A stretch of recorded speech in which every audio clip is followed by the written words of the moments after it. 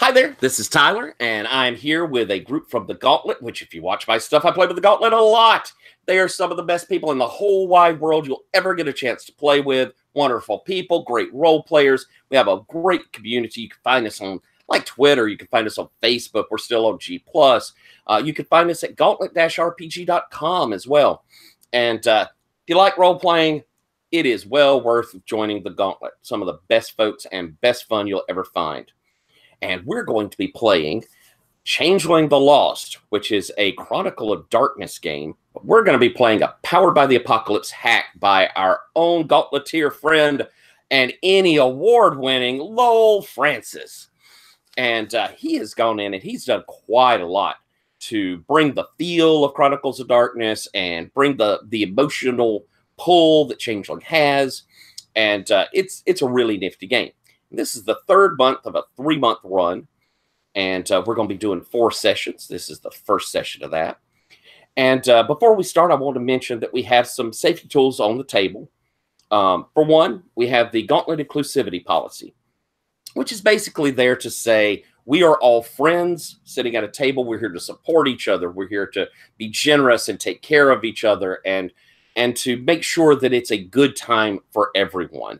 It also means that, we have an open table policy, which means if something, if you need a moment, if something hits you a little off and you say, hey, I'm going to take a moment, you can turn that camera off, take a second or two, or even if you need to leave, you say, this has gotten to me. That's perfectly fine. There's no explanation ever needed. Along with that, we're also going to have the X card on the table, which for those of you that don't know, sometimes things can get a little too personal or get a little too emotional or just not be fun for you. Something is destroying your enjoyment of the game. What you can do is you could hold up like this. You could put something in the chat.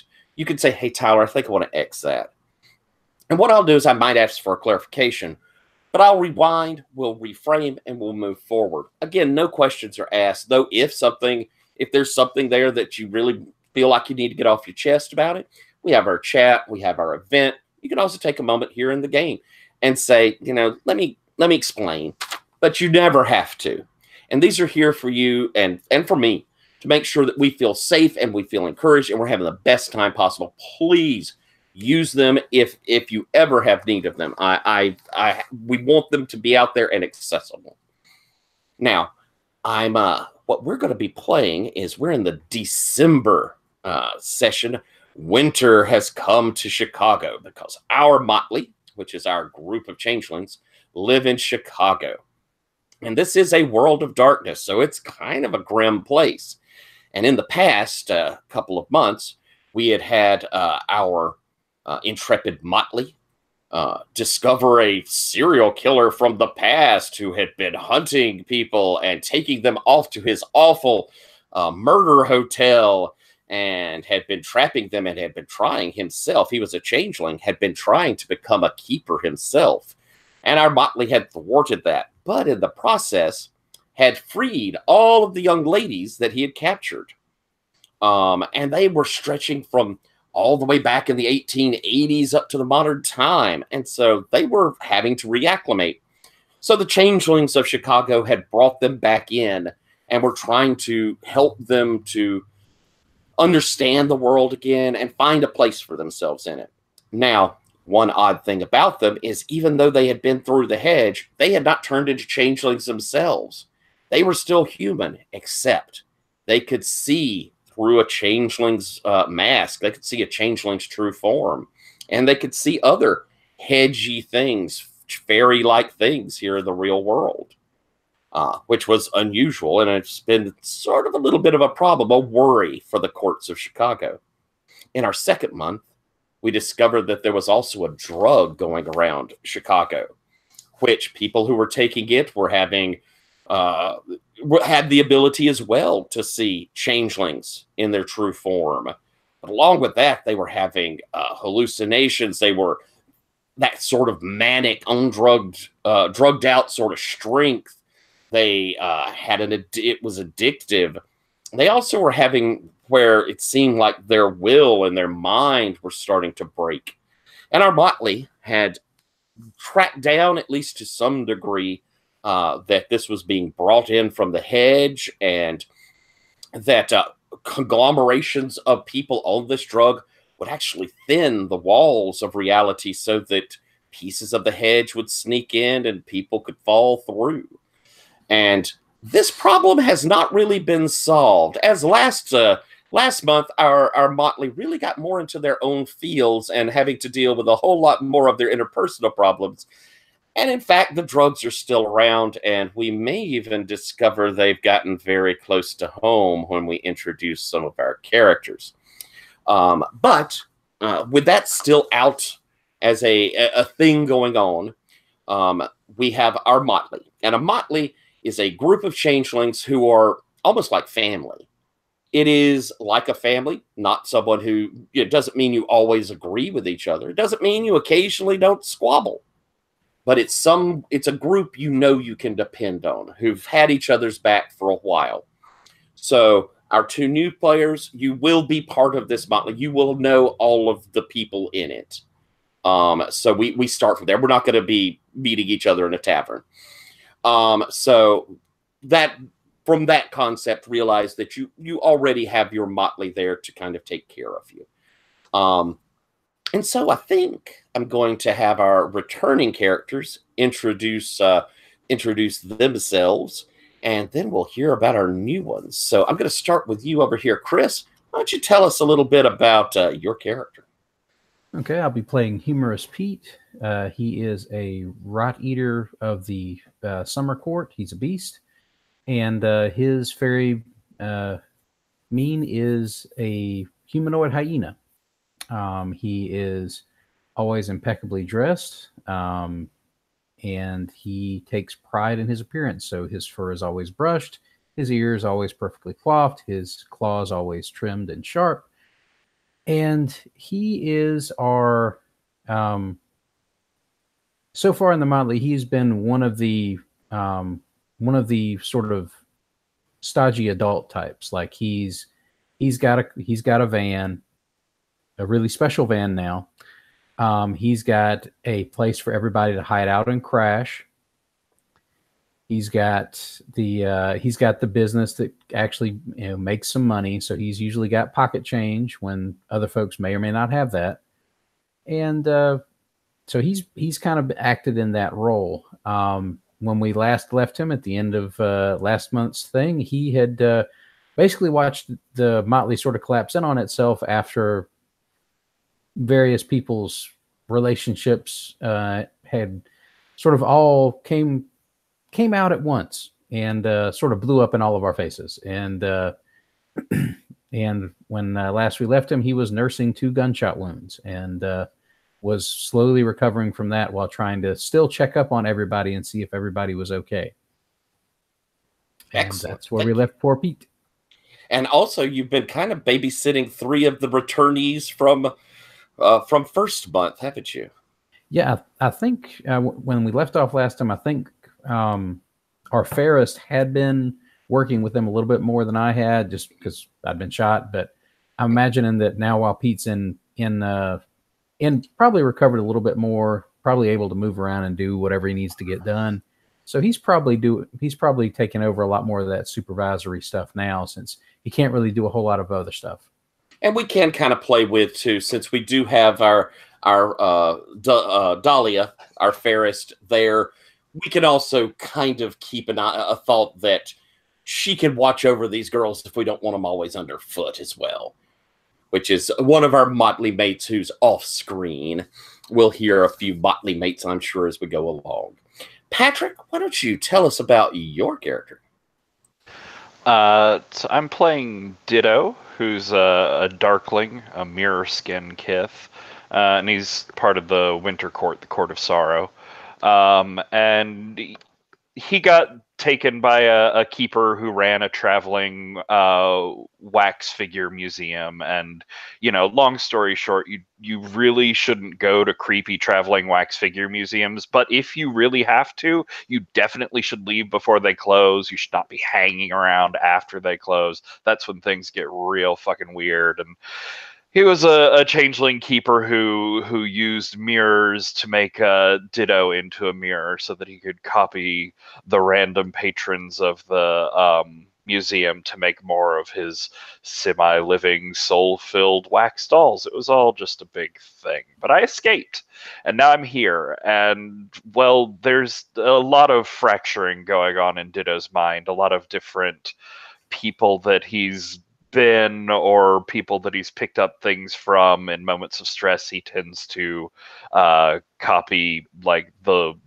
biggest scariest thing he's seen recently, which is not always the best idea. He can change his voice, he can change how he looks. In his fairy form, he has sort of like mirror shard black sort of amorphous skin. He's a little bit stretchy. But let's see what had happened with him before. A lot of it revolved around his twin brother, who believes he died 20 years ago when he was taken. When he came back from the hedge, Ditto actually looked like his younger self. Through stuff that's happened now, he's aged, and he and his brother Brand look the same age now. There was like motley mates that were in love with Brand, and there were motley mates that were in love with Ditto, and like Brand and Ditto felt different ways about different people, and it was all very complicated, and lots of people yelled at each other, and it was wildly unpleasant. As a hook to throw out there, I'm cool with having Brand, my twin brother, and sort of familial connection bound up in stuff in some way again. I'm cool with him just disappearing into the background. I don't need to follow that thread necessarily. Okay. But Ditto is very, very sad and had his emotions like raked over the coals, which in this system is mechanically about as bad as being shot twice. That's very true. That's very true. And as he says, we have this backstory. If anybody has an entanglement they want to play with it, if not, I have a kind of solution off of Brand as well. So don't feel like you got to engage in that. But we're going to be coming up. Yeah, and I suppose the end bit there was when we were having this whole Faye drug story go on in the background. At the end of things, Ditto really didn't handle his almost not quite reunion with his lost twin brother well. He didn't handle all the emotional stuff well, and I think the last thing we saw in the epilogue last time was him like taking some of the drug and trying to forget about Hound and Brand and all of the big mess and everything.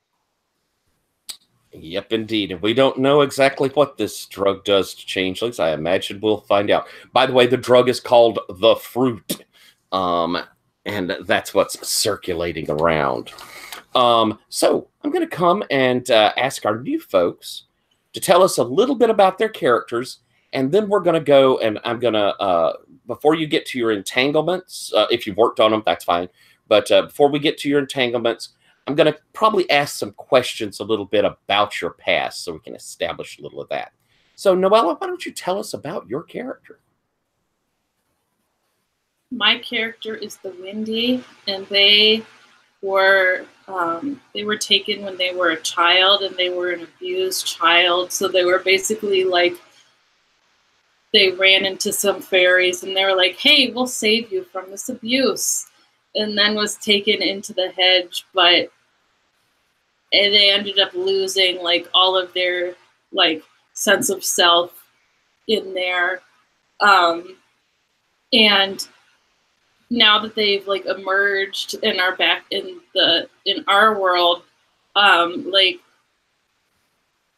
so they're mean. It's mean, right? Their Yep. mean is essentially like, it's a person-sized mass of air, like a well, it like if it's fast, it looks like a cyclone, but it can also be like a slower thing. So they don't really have like so they are an air-touched changeling, part of the autumn court. So it's their wind elemental. hence the body made of air. And so they don't really have this like physical body. They don't have a real name. They've kind of lost this sense of self. And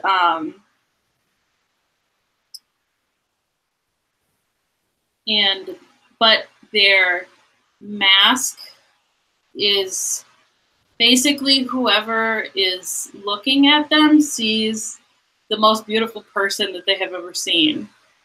So there's like this duality between like what others see is this like beautiful thing, but then there's no like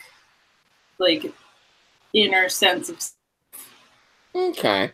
So now does that change? Is it like is it always female? Is it always male? Is it someone that's on androgynous so that can be that beauty to everyone?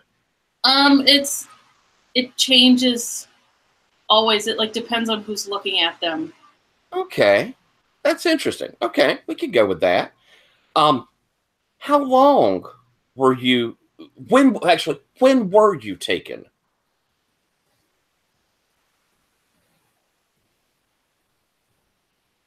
Was it here, within the last few years, or was it, like 60, 70 years ago? No, I think it was like 20 years ago. Okay. So if I had been left alone, I'd be like 30 now. How long did it seem like that you were there?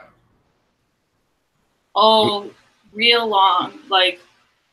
Like forever, one of those just endless sort of times? Yeah, like centuries. Excellent. And where were you? Where did you serve your durance? So it's okay that I made my own one, right? Certainly. I called it the Whispering Storm. Ooh. So you were a wind in the Whispering Storm, and Yes. you talk about that having, almost yourself stripped away.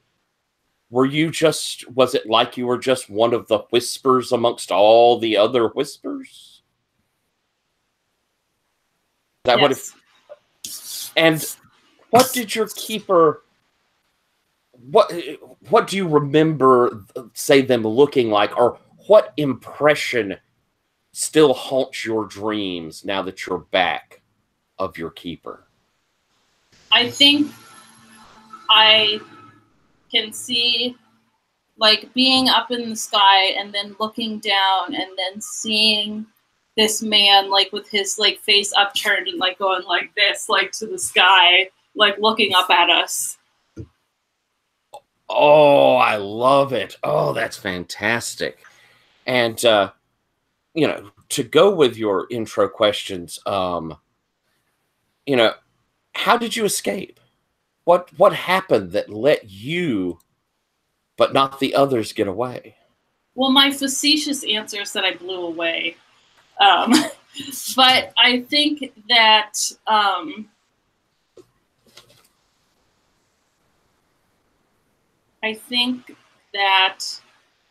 it's one of those things where like I would fight against like the wind, like the storm, and like, it happened to be at the right time. I had like swam to the edge of the storm and another crosswind blew and I detached.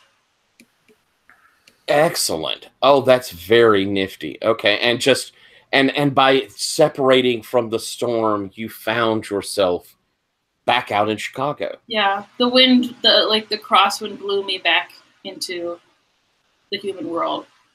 And, the question here, and I love your answer, so let's get it on tape. What do you hear when you close your eyes and listen? I hear the voices of the other changelings I left behind in the hedge. So like the other whispering winds in the storm. I think like even though like my physical body was reduced to like wind. I think we still had our voices and we could talk to each other. You know, it was distorted and senseless, but we could still talk to each other. So when I close my eyes, I can hear them, and and I know that they're still there while I'm here. Awesome. And have you picked moves? Yes. What did you get? I have drift. So these are the other side of primal forces. I have drift, which allows me to spend one hold to move slowly through the air, lifted by my will. And winds can bolster my speed. And then shielding. I can spend one hold to prevent an ally from marking harm as a result of a conflict action. Oh, nice. And then my regular ones are Cobble Thought. When you reach into a subject's dreams to extract an item or image from them and bring it into the real world, roll. On a hit, draw 4, 7 to 9. Pick a trait that it's like not what it seemed. And then I have Whispers of Fear. When I roll Study, I can ask what is their greatest fear without spending a hold, even on a miss. Excellent. And this can include reaching into lost memories and their durance. Ooh, very nice. And your final question, and because I want to hear a little of why this strikes you so, what do you not understand about the world now that you've returned? So I kind of move a lot. I move through the world a lot, and I see different people interacting. And because of my past, I wonder why, like, people who are suffering from abuse, whether it's like physical or emotional, like why they don't fight back or why they don't run away. Because I ran away twice. So it's very much that internalized, you always were fighting. Yes. Excellent. I love it. I love it. We're going to come to your entanglements in just a moment. But let's hear, Jason, tell us about your character. Cool. I think I never muted myself for all that, so my heavy breathing is probably all over that. And I apologize. I'm using the Ogre playbook. And my character is named Cog. Used to be a longer name. It was Mahogany Cog 437B, but now it's just Cog. Cog is in the Court of Winter, and he is a watchman kith. So if you see his mien, he is this kind of lumbering golem. Which looks like it's metal with just gnarled wood all over it. Although if you were to get close enough to the eyes, you'd actually see that there's still human eyes peering out from inside of it. And when you're around him, there's a ticking, but it's not like a regular tick, tick, tick, tick, tick. It's more like tick, tick, tick, tick, tick, tick, tick, tick, because Fey clocks don't obey linear time. So, yeah.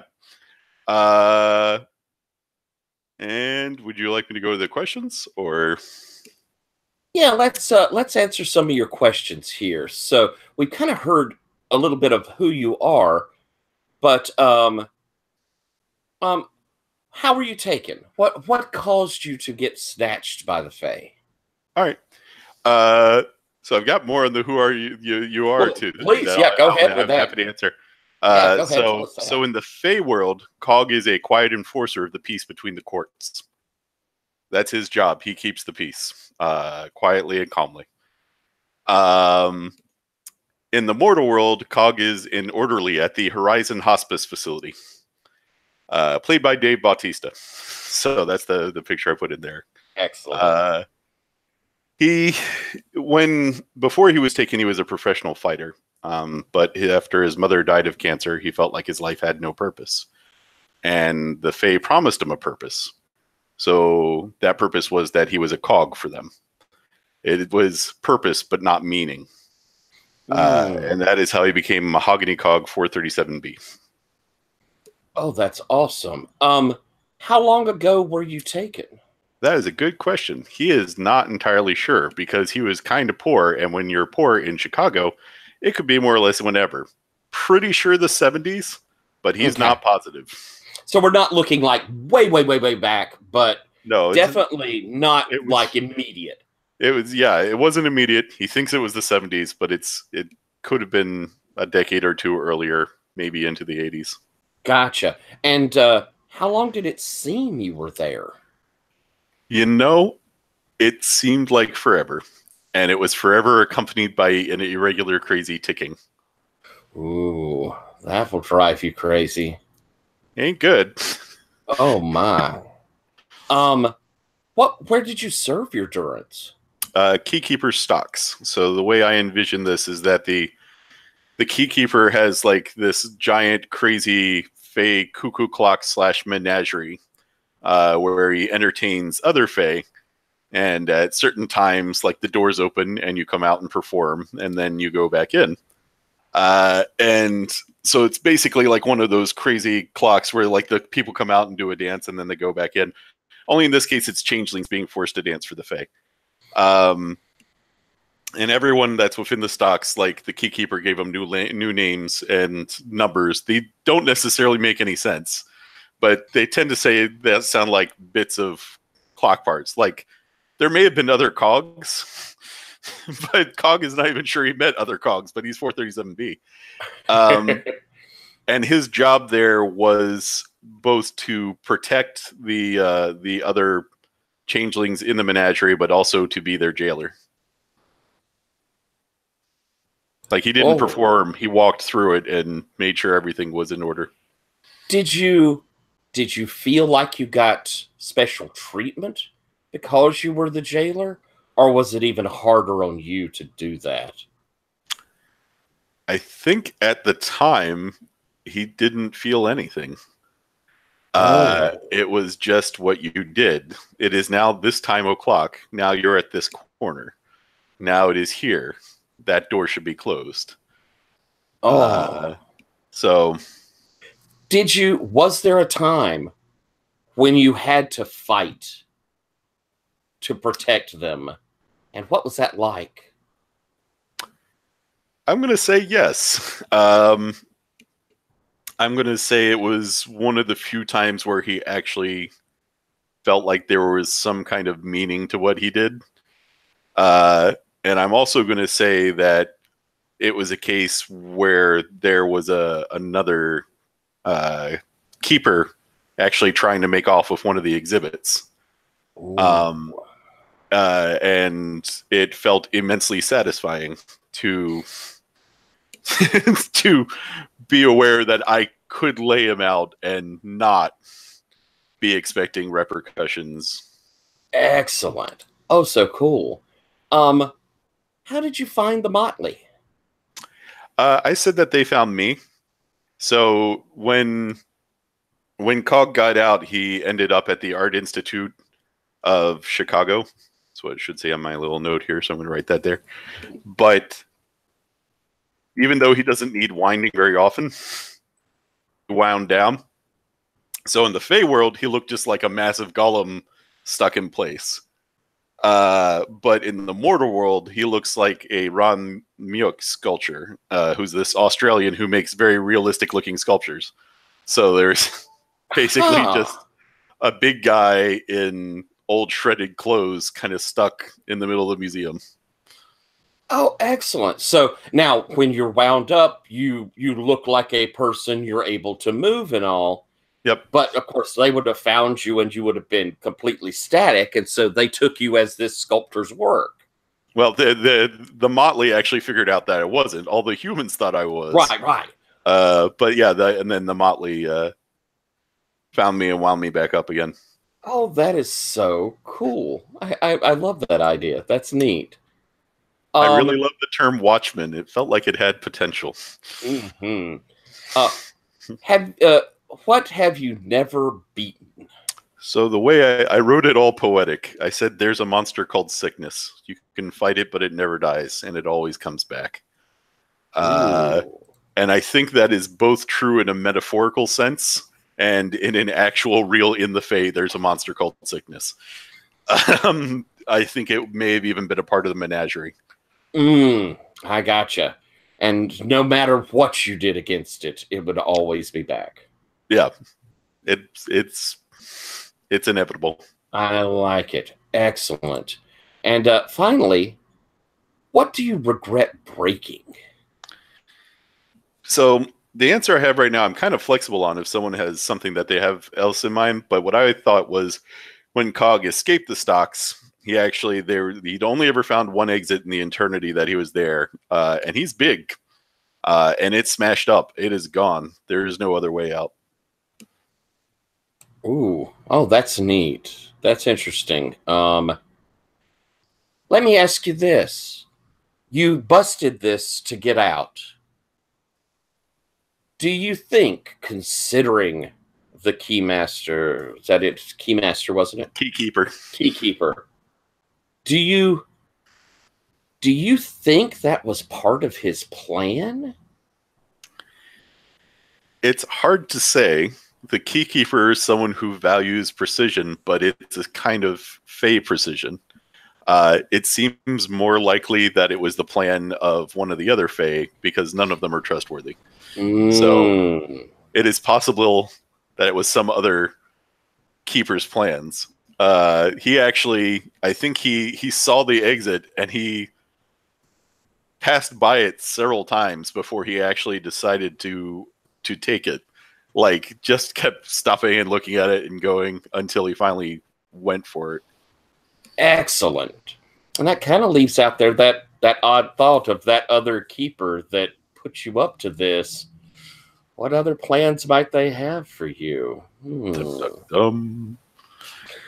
So we're going to look at our entanglements. And so what I'm going to do is I'm going to have our returning characters kind of name off their entanglements.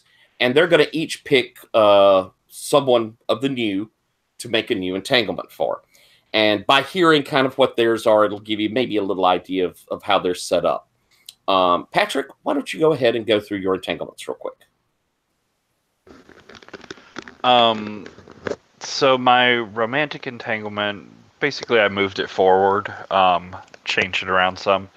It was about me trying to get close to Legion's Lost because I was infatuated with him, but he was in a relationship with Songbird Rex. So I think I've changed it over to Legion's Lost rejected my affections, but Songbird Rex believes I'm in the way of their happiness. Oh, that's excellent. Oh, and by the way, I'm sorry to interrupt you, but for Noelle and Jason, there is a tab at the bottom called NPCs. If you pull that up, you're going to see all of our courts laid out and some of the folks that have been brought in. Those are names to choose from and to play with for these entanglements. I'm sorry. And of course, with an entanglement, you should have at least one that involves another PC. Patrick, I'm sorry to interrupt you. So that's that one. The question there is, what might they do? Which he's a fucking dinosaur birdman from the summer court, so who knows? That could be bad. I don't have like a most of my other ones have to do with people that aren't here, except for I've been ordered by my courtly superior Ashwine to undercut Legion's Lost, which came up some last time. Ashwine is the Prince of the Winter Court. But I liked in Noella your description of the Windy, talking about like all that stuff that was stripped away from them and how they don't remember much of their past or have a name or anything like that. And Ditto was very similar. Like Ditto just relearned that his name is Bryson, I believe, sometime like a week or two ago in one of the most recent games. It had been something that had been stripped away, taken away in his sort of fractured copying of everyone around him. So I'm wondering if you'd like the idea of like Ditto sees himself in you and is very invested in trying to help you find your past. But Sure. That sounds fun. But is for the third part, maybe there's someone else, possibly even in your court, that is trying to convince you that like to just be a pure elemental, to let it all go, to live your life starting from when you escaped, sort of thing. How about Legion's Lost? Nice. Okay, actually, I like that. That really fits with him. Cool. Okay, so that's your new entanglement, and your rival. Is Mr. Pinch, Smokescreen Elemental of Autumn. Might be a loyalist to the Fae, but I can't prove it. Right, which he hasn't come up much yet. We'll have to play with him a little more. So, Chris, why don't you go over your entanglements? Okay. Let's see. All right. My first entanglement, we've accumulated a bunch of these. Yeah, and I'd say probably, feel free to pare them down to what's most relevant at this point. Okay. One of the previous Motley mates, Ash, had hired me for a job involving Ditto, and Pete messed it up by letting Ditto find out that Ash was trying to find something out about them. He had gotten drawn into a secret crime against one of the previous Motley mates, Mr. Bergman, by Abyssinian Max, who was also his rival. And he had ended up destroying a amber music box that Mr. Bergman was trying to create because he thought it was going to end badly. And Mr. Bergman still does not know he's done that. His romantic entanglement right now is that he's drawn to Sarah No Tears, but their motley mate Wyndham Wales is a sworn enemy because Wyndham Wales is an ally of Abyssinia Max, who is his rival. Let's see, for the new debt, I was looking at a couple of possibilities under the new Wulin entanglements, and let me page back to where I was in that list.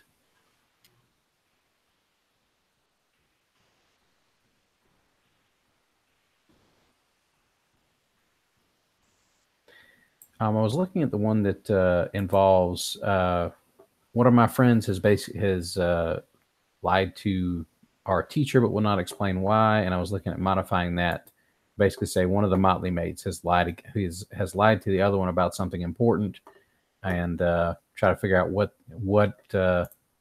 which motley mate lied to the other, and about about what.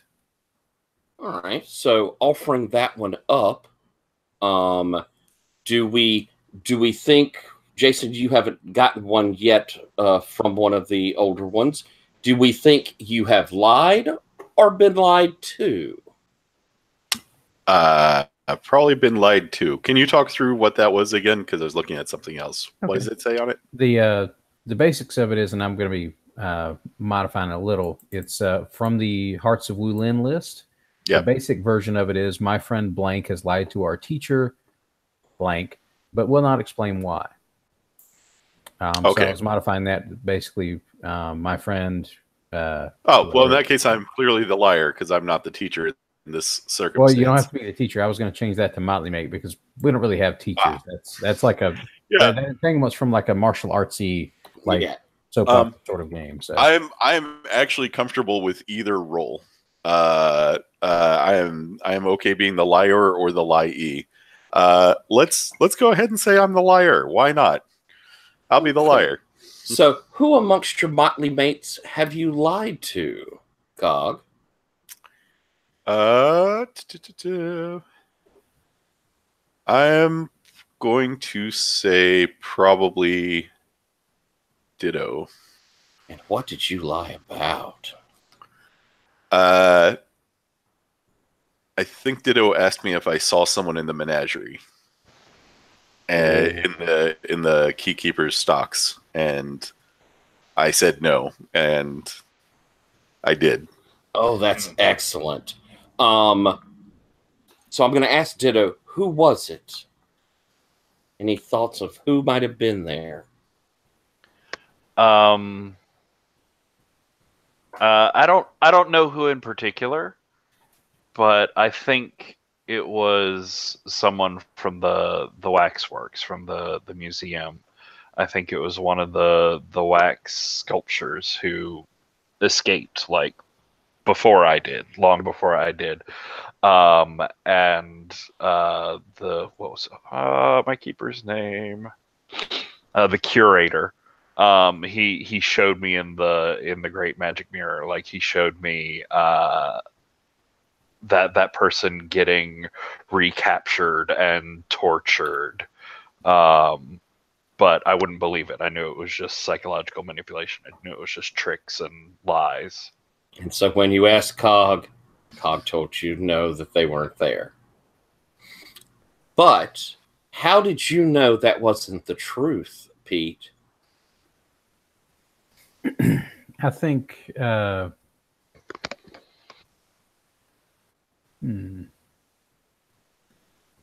Did Cog tell you?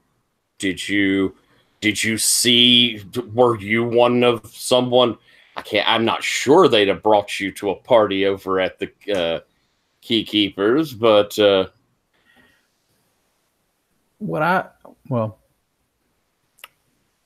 I think that maybe it was something like this. Maybe Pete at one point during his durance was loaned to the Keykeeper to work as to work effectively as a garbage disposal, because that's really what Pete did. And while Pete was over there chained up in the back and they were throwing like changelings that were no longer of use into the pit, Pete noticed that someone matching that description was also chained up back there with the other acts in the menagerie. Oh, so you knew, so this, you would have overheard this exchange, and you knew that Cog was not telling the truth, but you've kept that secret. And Pete, because I think the reason Pete has kept it a secret at this point is that he's not certain himself, because Fey memories are tricky and hard to get a hold of. And his realization that he thinks that Cog was lying is tied to just basically almost like a flashback thing, because he doesn't have a complete recollection of everything that happened. But when Cog talked about that and when Ditto talked about it, something clicked in his head. And he had like, I saw this from inside a dirty, nasty, disgusting pen in the back. He saw something like that. But that's all it was. It was a flash of memory, a realization that he didn't think Cog was being honest about that, but he doesn't know why Cog wouldn't be honest, and he's not completely certain himself, but deep down he probably knows, but he can't justify it to himself bringing it out just based on that flashback. Perfect. Excellent. Well, then I'm going to go over to you, Noella. Who are you taking as your rival? Oh, and I want to mention that these entanglements come with debt. So, Patrick, with your entanglement there, is that a debt that Wendy owes you? Or is it a debt you owe Wendy?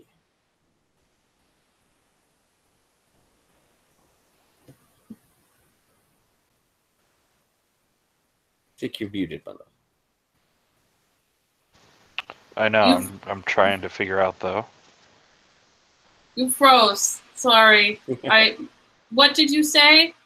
Where we each entanglement represents a debt, and so I'm finding out if Ditto owes you a debt or you owe Ditto a debt from his entanglement. Okay. So what you think, Patrick, on that? I'm not sure.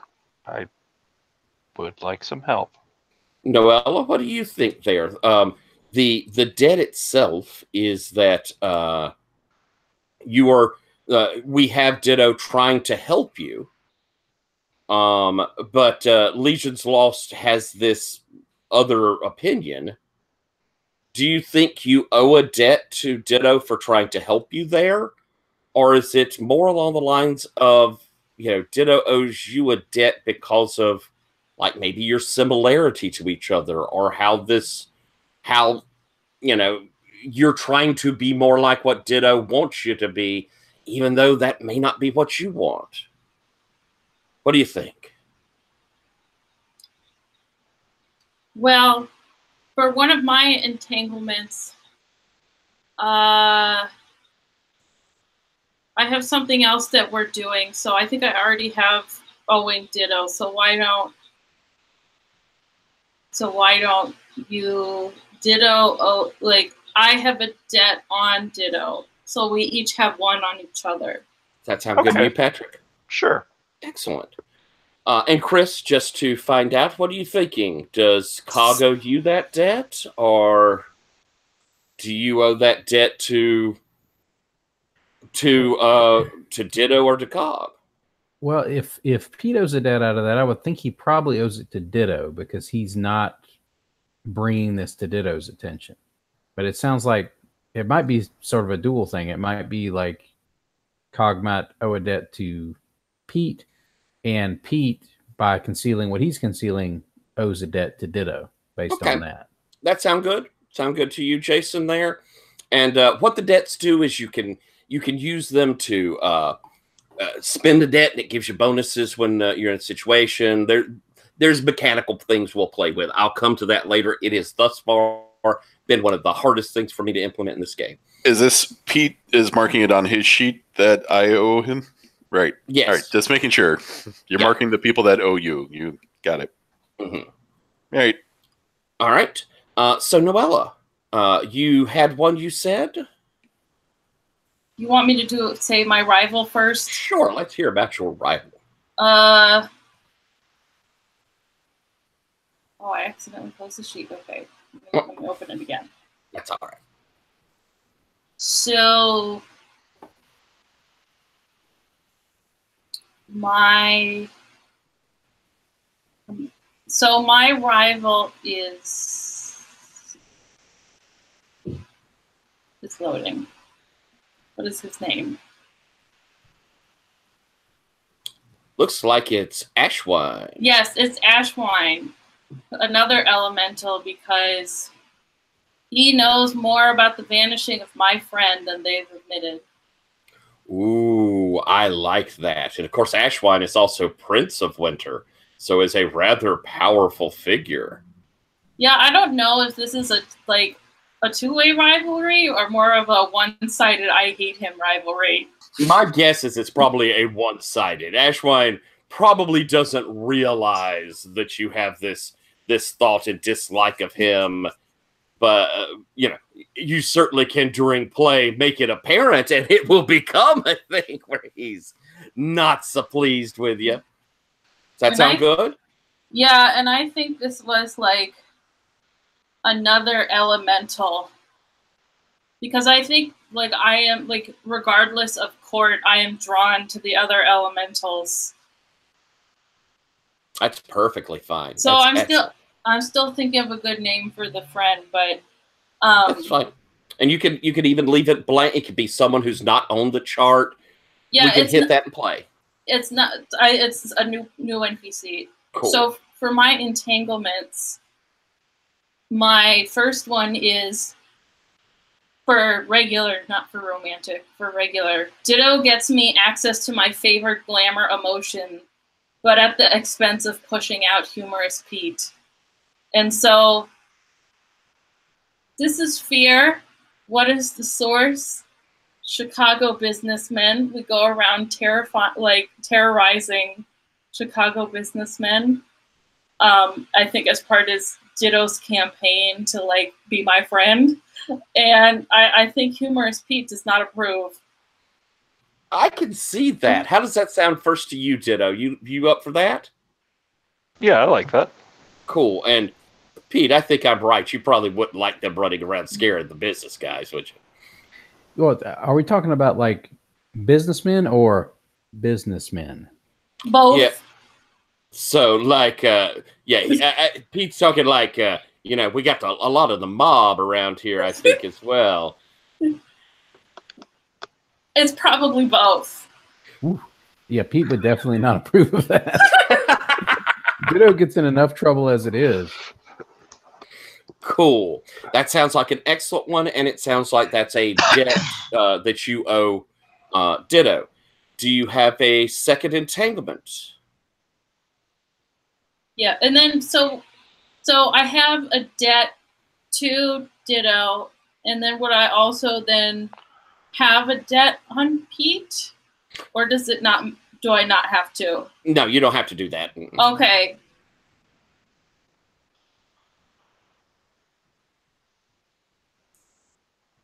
So do you have a second entanglement of the regular entanglements? Yes. Or you could, okay. I do. So,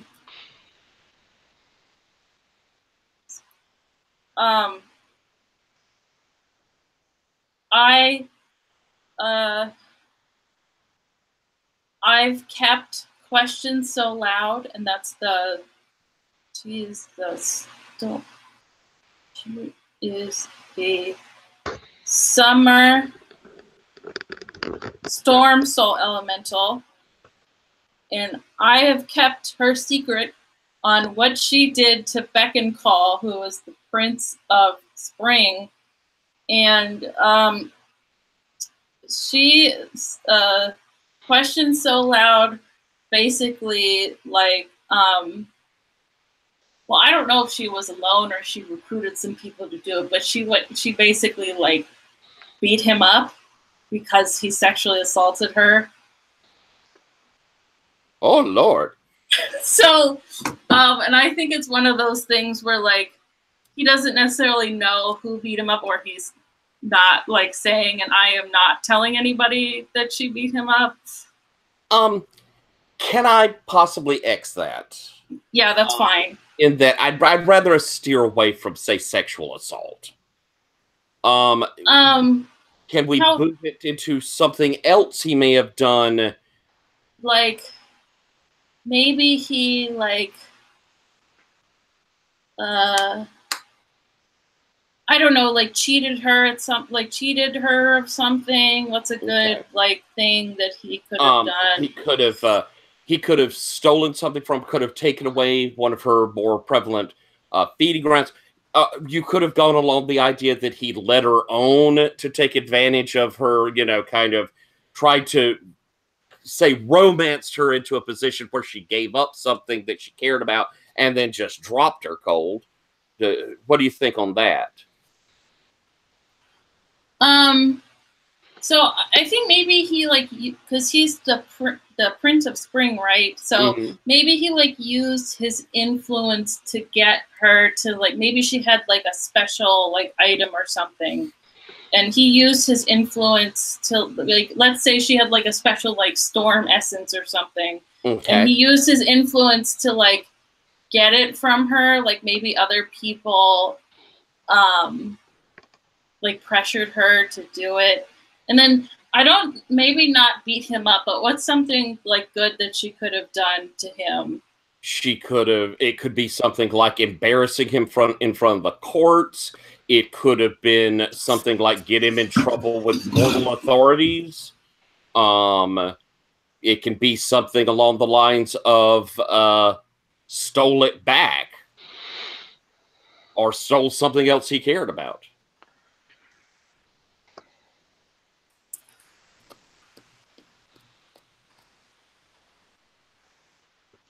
What does What's like the characteristic of the fairest? He's a fairest, right? Right. They tend to be proud. They are, of course, beautiful.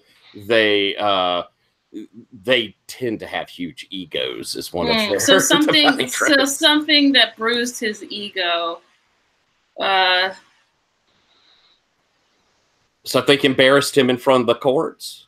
Yeah, let's say that. Well, but it has to be something that I can like keep her secret that she did something. Maybe she stole something. Okay. Say stole one of, because there are magical things that come from the hedge. Yeah. Say he had this magical item, this trinket from the hedge that he deeply cared about. Maybe like a sword, like a magical sword. Ooh, I like that. Yeah. So she stole his very important magical sword. And now you're keeping it secret that she has it. Yeah. Okay. So, and that would probably be she owes you a debt. Yes. And finally, a romantic one. So my romantic one is also two NPCs. I keep going back and forth between Embers Chow and Semolina Pilchard. So Embers is the prince of summer? Summer. And then Semolina is spring. Why are both of them bad with you? I can't touch people with physical bodies, so that would this relationship would just end in tears especially for me. Like I can't do anything physical with them. Oh, I love that. Embers happens to be my favorite picture on the whole board. I just love Embers' picture. So the entanglement then is that you are. Let's see. You're going back and forth between the two of them, but there's no way that you could ever, like, really physically be intimate. You could never exchange that kiss. You can never hold that hand, sort of thing. That's lovely. Cool. Thank you. You would owe for that one. To both of them? I think so. Let's put down you owe to them because it will reflect that you have this longing for them, but you can never actually act on it. So you kind of owe your affections to them. Sound good? Yes. Excellent. So Jason, let's look at yours. Who's your rival?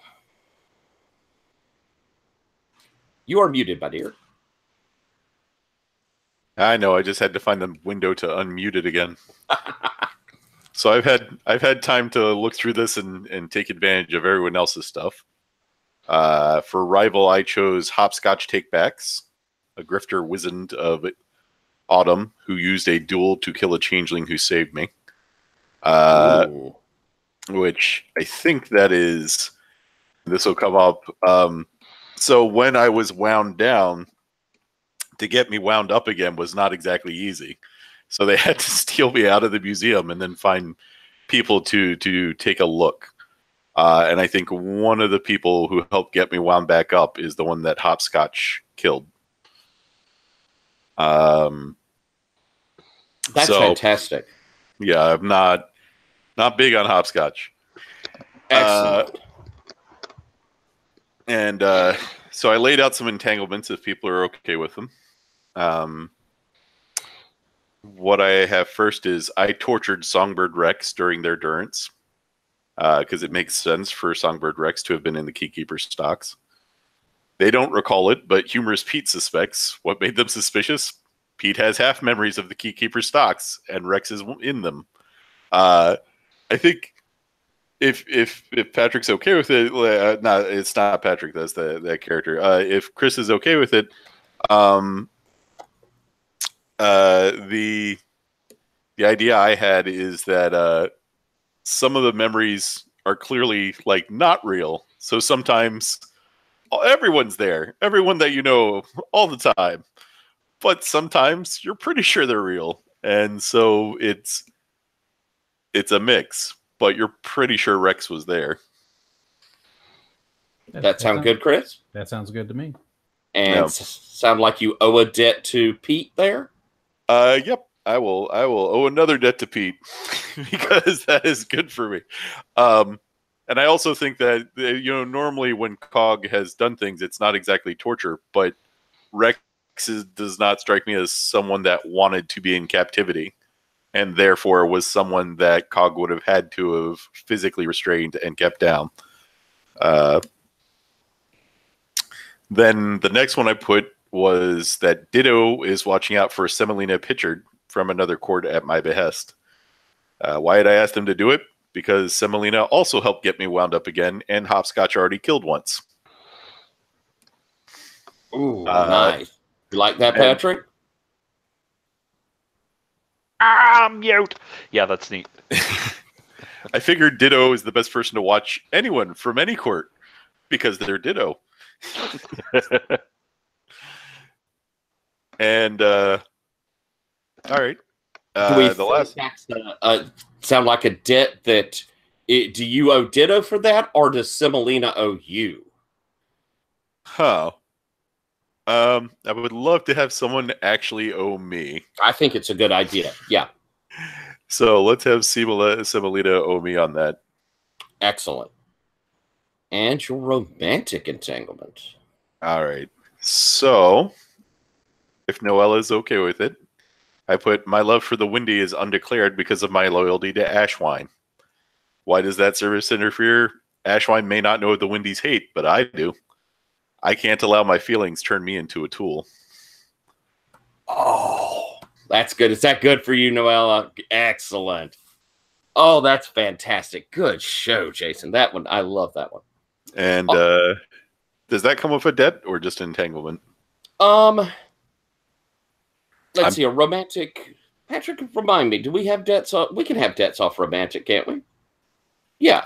Do you feel like you not because Ashwine is unaware, and I don't feel. I was just making sure mechanically. I actually don't think a debt follows on that. Yeah, I don't think we need a debt off of that one. I think that one gets to be just in play. Yeah. I also, not that matters overly much. I didn't mention my moves when I went before. Oh, yes. So, offhand, I took Colossus. When you roll to invoke contract, add option, ignore all harm suffered next time you take harm. And the other one is Warden, which he has a real-world job as an orderly at the Horizon Hospice facility. And that gives a reputation for reliability and a glamour source. Nice. Fantastic. A whole lot of sadness for me to feed on there. No doubt about that. All right. So, Tyler, yes, ma'am. real quick. So my friend that disappeared, her name is Breath of the Wild, and she is a rain blood elemental of the Autumn Court. Excellent. All righty. Make sure to note that on your character. I put it in the little background. Okay, that's cool. Section. Perfect. And disappeared. I mean, didn't we say maybe she died?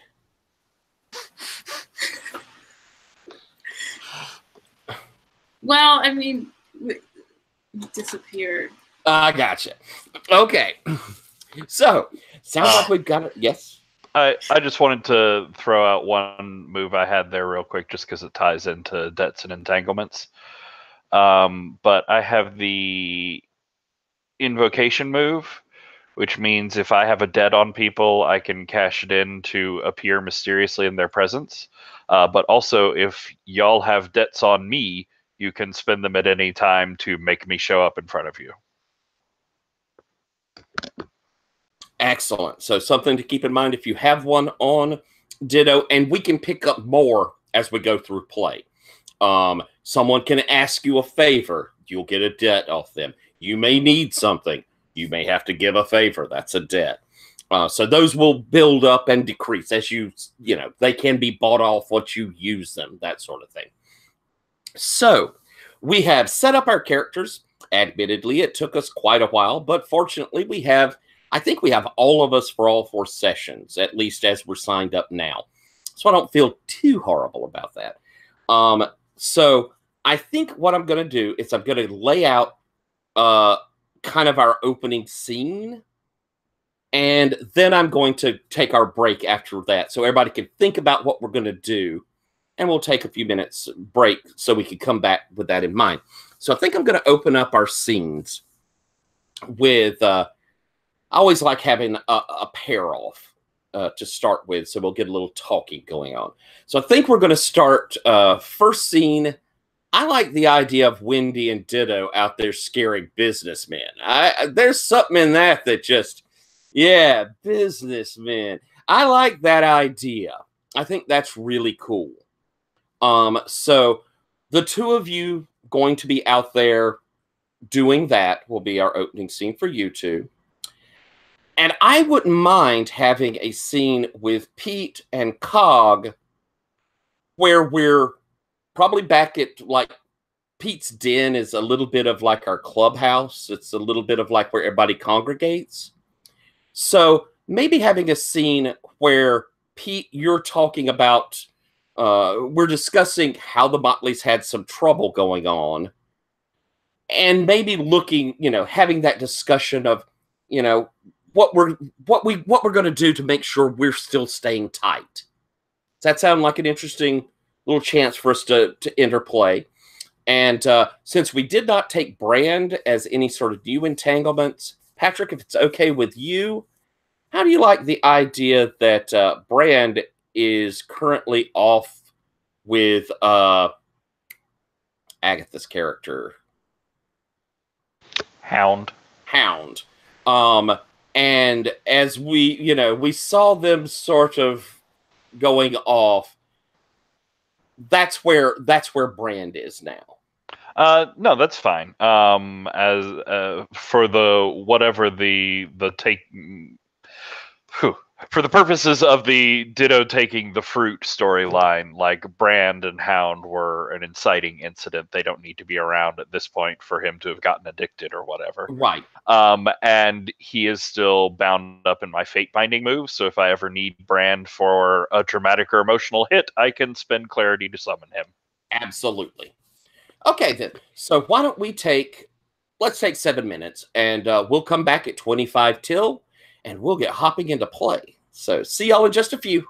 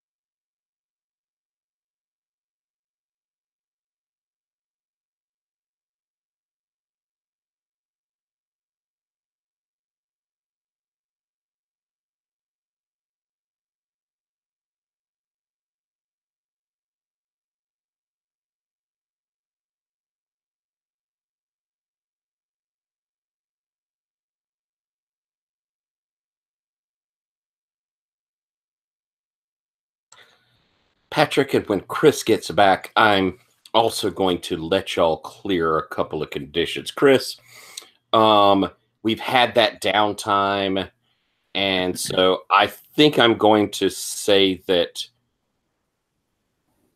probably does it sound fair for 2 conditions? We've had this downtime. We're starting a new arc. Patrick, are you okay with still having 1 condition left? Or would you rather start off fresh? It's perfectly fine by me either way. Well, it was more I was sort of looking at the like acting out to clear conditions thing. Mm-hmm. So what if I did all 3 but owed Ashwine a debt for the scene I made when he summoned me away from Hound and Brand at the end of last time? Oh, I like that. All right. So you showed your hiney to the Prince of Winter when he yanked you out of that rather intense moment. Yeah, I think it was definitely like clearing that power stat with egotistical and domineering and just like demanding answers of who do you think you are calling me out of this very important thing. I love it. Okay, cool. So you can clear yours, and Pete, you can you would have had time to clear yours. Sound good? I think so. And Pete just basically, wandered into a bar and, talked shit about the Bears, and that easily let him harvest plenty of anger. I bet it did. All right. So I'm gonna give a little bit of what's going on in Chicago at the moment. It is December. Of course, there's people getting ready for Christmas. So the lights are up in Chicago. But we've already heard that there is this immense Arctic blast fixing to come down. So probably in the next week, they're expecting a lot of snow to start, to begin. We've got that dusting. We're seeing some of that lake effect that's coming in. So Chicago's pretty at the moment with white. But there's a real threat that, come, say, next week when we meet up again, there's going to be a storm that is that is pounding into Chicago. And the weathermen are already talking about, make sure you've got the supplies ready. There's no telling what this storm is going to do, sort of things going on. And it's cold. I mean, it's Chicago in December. It's cold. So, other than that, we know that those young ladies that have been rescued are being distributed amongst the changelings and are starting to get acclimated. Drugs still going on, though there is said to be someone out in the city, some sort of vigilante that is going around and attacking these drug dealers. They call her the Black Dahlia. As she appears in the night with stunning, unbelievable eyes, maybe even like Betty Davis eyes. As Dahlia ended last time saying she was going after those, the fruit dealers. So that's what's going on in the city. And along with that, of course, Chicago is a violent city. So there's always the messes of that. I think I'm going to start with that backdrop. Where, Ditto, do you and we lost Noella. There's Noella back. Okay. Ditto, where is it that you and Wendy go to try and scare these folks? Where is it that you've been taking them? Well, and we're like tormenting mob folk, right? Is that the feeling that Wendy you're thinking of? Because there's a deep streak in you of those who abuse others. Are you going after like mobsters and thugs? Is that who you're scaring?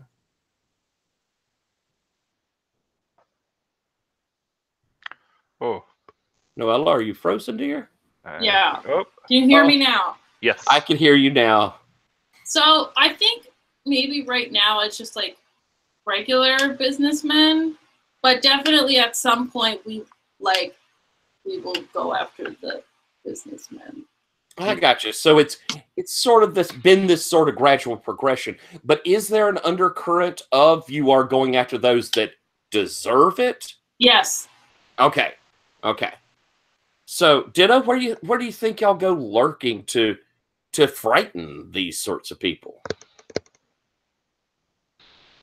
I don't know, somewhere around rich douchey bar clubs sort of thing.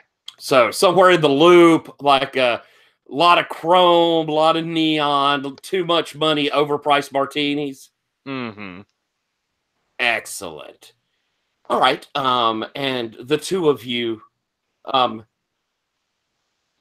have a feeling that the two of you can get along fantastic in these bars.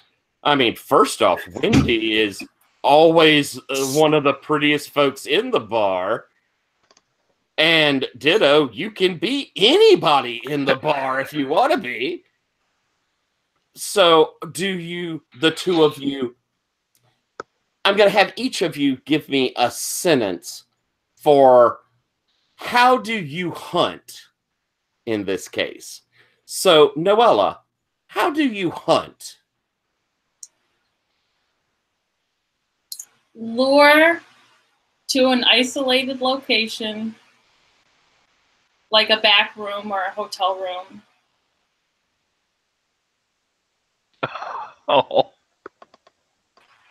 Oh, goodness. Back. Okay. So, and remember, I have the cobblepot move, and I can reach into somebody's dreams to roll an item or image from them and bring it into the real world. Mm-hmm. So I think I can see what people fear. You could certainly try. Yes, you have that. It is the ability of changelings to go into people's dreams and thoughts like that. And I think I can manifest those things. Like if somebody's afraid of spiders, I can pull that out and make the room crawl with spiders. Ooh, okay. So you take them off somewhere isolated and bring out their greatest fear. Yeah, and there's always a way for them to escape. Like, I'm not going to kill them. It's just like they're going to get scared first. Okay. And an interesting kind of quality to it. The bully becomes the bullied. Yeah. In this process. Okay, cool. So, Patrick, ask the question here for you, because you're both winter. Are you taking this? I'm autumn. She's autumn. Oh, you're autumn. I'm sorry. Yes. So, Patrick, are you taking your this opportunity to feed as well? And if not, how are you helping Wendy hunt? I think I think these would be like particular people that we would have looked into, or Wendy would have some reason that they brought them forward for us to go after. Yeah, she's zonked out there for the moment. So I think Ditto would do like some digging into their past and find skeletons in the closet, like dead loved ones, people that got screwed over or ruined in some way because of these people, and basically like haunt them with those people, walking back and forth past them to draw them off out of where they are. That's nice.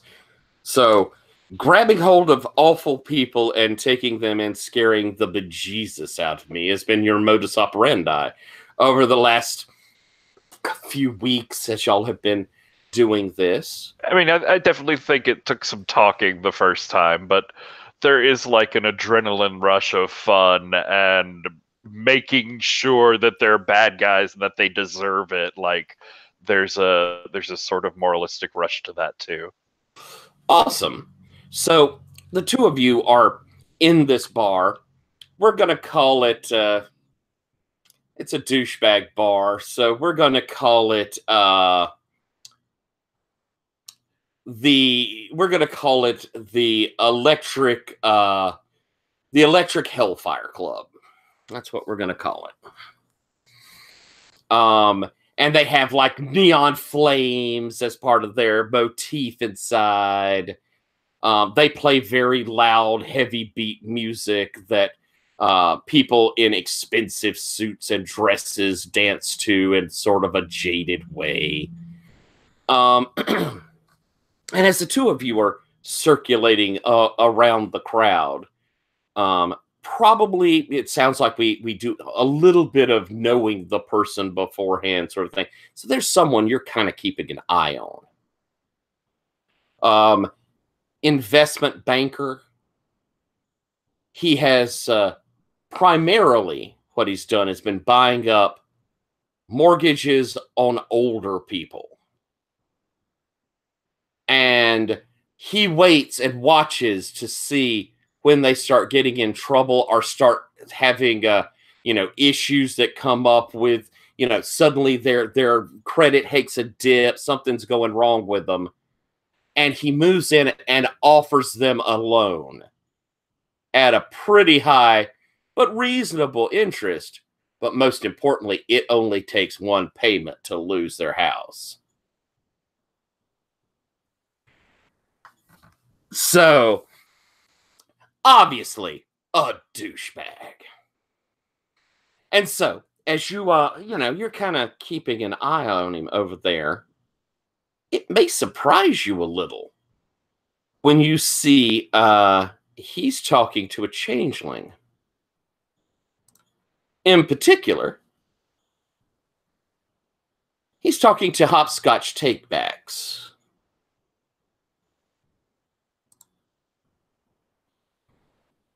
And you see them converse, and Hopscotch takes an envelope from him and tucks it inside of his coat and starts moving, back through the crowd, leaving your mark alone. I'll take it that the two of you are kind of together as you see this. So, Ditto, what do you say?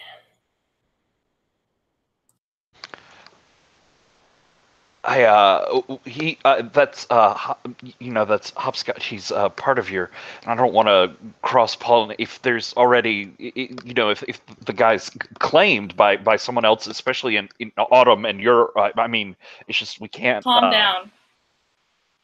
It's well, are you sure? It's. What if he's in some sort of like bargain arrangement, a deal with Hopscotch? A little scare won't hurt. There's plenty of fear to go around. And besides, it looked like Hopscotch wanted his money. If he'd wanted his fear, he'd already be in a back room.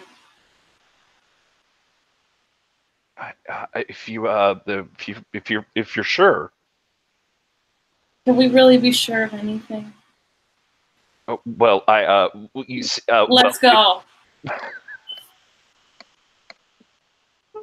All right, so I think you feel a little breeze pushing you from behind. A gentle headwind, eh? All right, so as the two of you move off towards this guy, we're going to call him Tom, just so I have a name for him. As you're heading towards Tom, he kind of moves to the, back end of the bar, and you see him heading down a hallway that leads to the back exit. You get down that hallway, and as you see him reach the door, the people that had kind of passed you, the hall is completely empty. Behind you, you can hear the noise.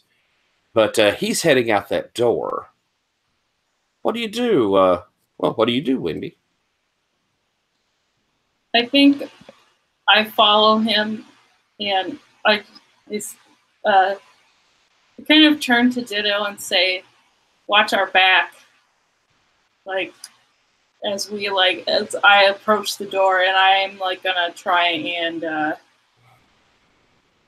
like not just like walk straight in, but try and like see what's on the other side before we like go in. As you kind of reach where he, had opened that door and gone in, as you open it up, this is a stock room, and you can see there's an exit sign off the back of it that goes out to outside. But inside of here is where they keep like the spare tables and chairs. It's not where they keep the booze. They would keep that locked. But it's where they've got, the excess stuff to run the bar. And as you open the door, he looks back at you. And his eyes sort of widen. You're one of them. Are you a friend of his? Oh. What do you mean? Just looking at you. Ditto, did you come in the door as well? No, not yet, I don't think. Okay. Because you're not like a normal person. Are you a friend of Mr. Ashwine's? Mr. Ashwine is no friend of mine. Then I don't want any trouble. I'm just heading out. Have a good evening, sir. I think I slammed the exit door. Like move over. Oh, are you? No, with the wind. Oh, excellent. So we need to let's have you go ahead and roll your primal force. Okay. And we'll have this as probably in this situation, you would have done this earlier to prepare yourself. Mm-hmm.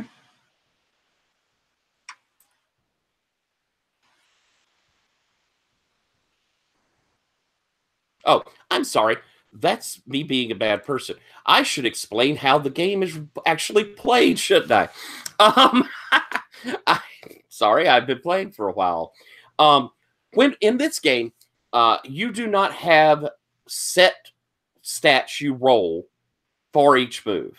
Instead, you will say how you're feeling. This is a little like Wulin, Wulin, like the Veil. You're going to say what you're coming off of to do this move. So I'll say often, well, what are you feeling about that? And we have in our play aids, we actually have the wheel of emotion, but you can kind of look over it to see and bring yourselves into what kind of emotion you're feeling. So in this case, do you think you're feeling like anger at this guy? Are you feeling powerful? What stat do you think you're rolling off of? I'm feeling powerful. Excellent. So roll 2d6 and add your powerful. That's a 9. 9. So with a 9, you can hold 3 and choose 1 below. Take a disadvantage until you rest. Suffer 1 harm. Mark clarity. And clarity is a chart we're going to keep up with. It's off to the side on the right.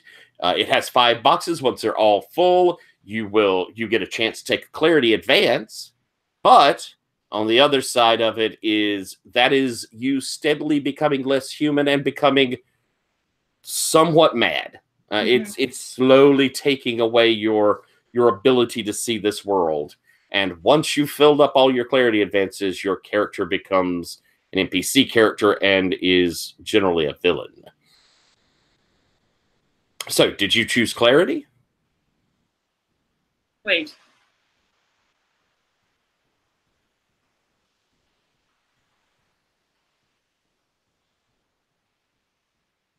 I just saw you mark clarity there. Is that what you're choosing to do? Do I do one of these, take disadvantage to address, suffer 1 harm, or mark clarity? Yes. And then, but I also get the hold, right? You have 3 hold then. Oh, choose 1 below. That is the take disadvantage to arrest. Okay. Correct. Yes, I am marking clarity. All right. So in the process of doing this, I mean, it's you're kind of feeling that taking power on, and it's making you realize how not human you are anymore. As the door slams, wham, and he looks at you in fear. Look, and he's starting to reach inside of his coat pocket, inside of the inside pocket. You think he's probably going for a gun. Mm-hmm. I want to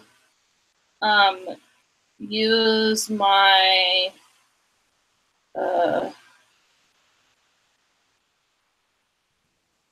my Cobblethought move. Mm-hmm. So I want to I essentially want to reach into his dreams and pull out something that he's afraid of, and physically manifest it. All righty. So what are you feeling to do that? What stat are you pulling from? I think still powerful. All right. So roll with your power.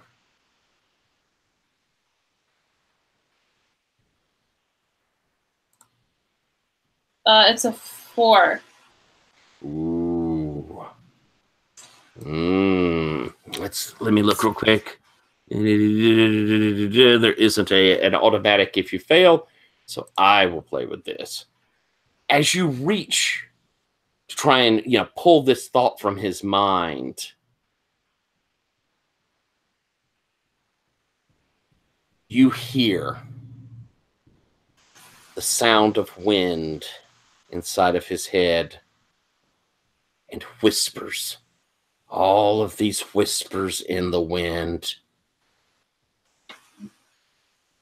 And you're kind of, it catches you as he pulls out that gun. He says, I don't care who you are. I'm getting the hell out of here. I'm going to have you mark another clarity as this sort of overwhelms you. And Ditto,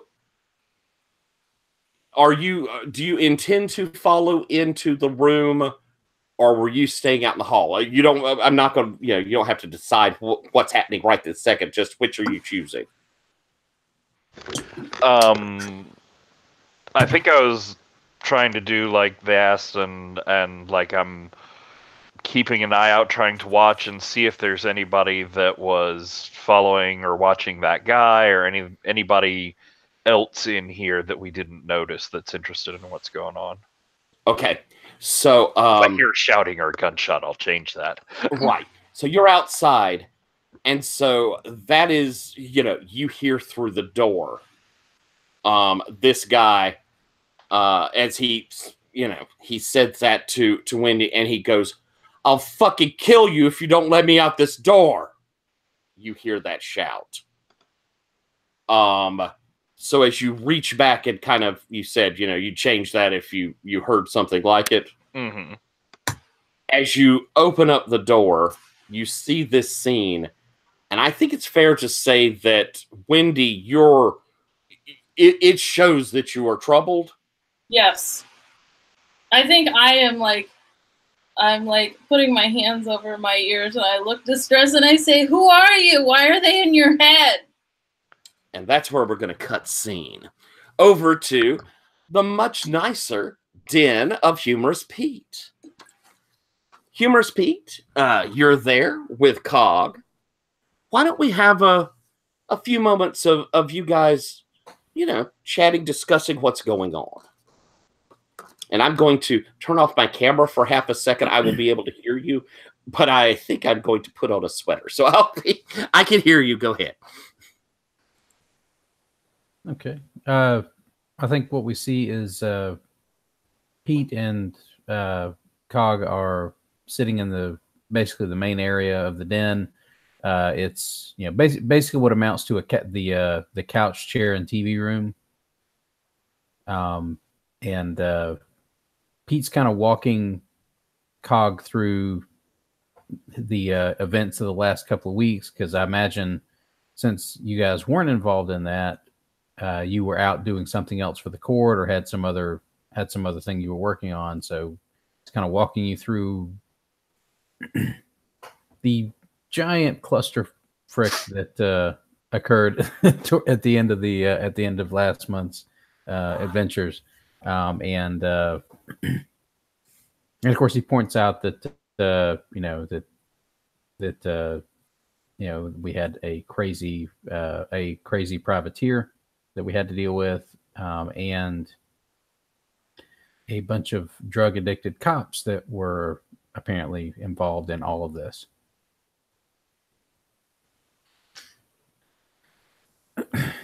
So, yeah, it's been a weird month. Let's just say that.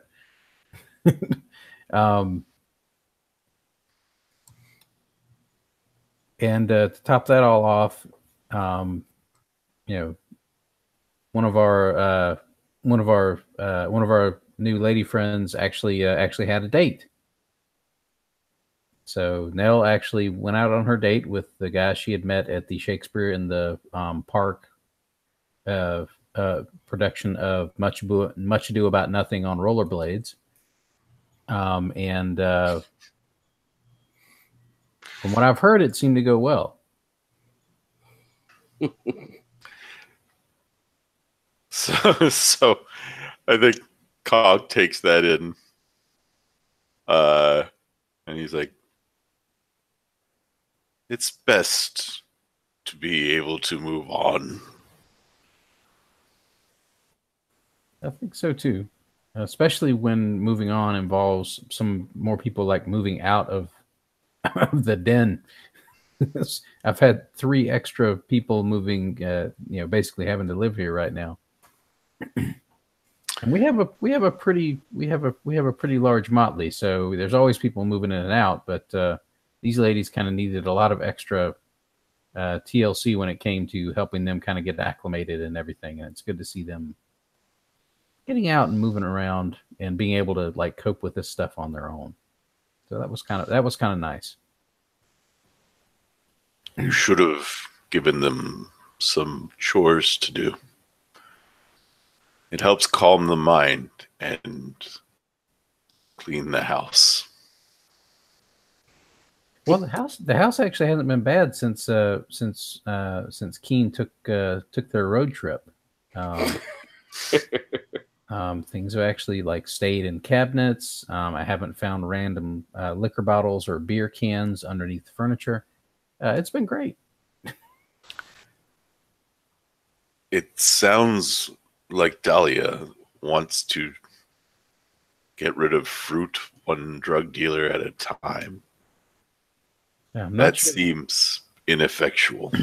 I don't think that's ultimately the best way to go about it, but she seems to have managed to do a lot more about that than the rest of us have been able to do at this point. And I guess having that bunch of weirdo cops that she managed to convince that she's some sort of supernatural entity or something that they should listen to. That seems to have helped. Technically true. Like all the best lies, it's technically true if you ignore all the actual facts about it. Outside of the den, the den is on Navy Pier, by the way, which is a place where there's some rides and there's games and there's food. That's where Humus Peach, you have your den.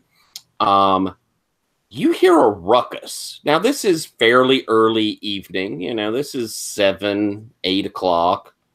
But you hear a ruckus going on outside there. Sounds like fighting, screaming, and you may even hear the sound of some police, yelling orders.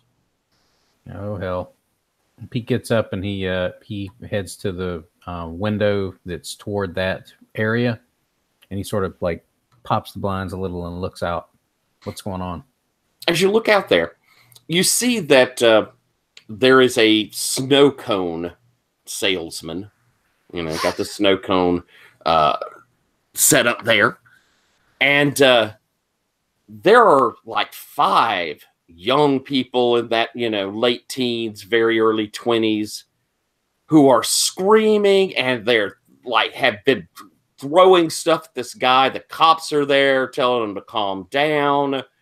But what you notice is that that person with the snow cone, selling the snow cones, that's not a human. As you're looking at them, you're pretty sure, Pete, that's a hobgoblin. Oh no.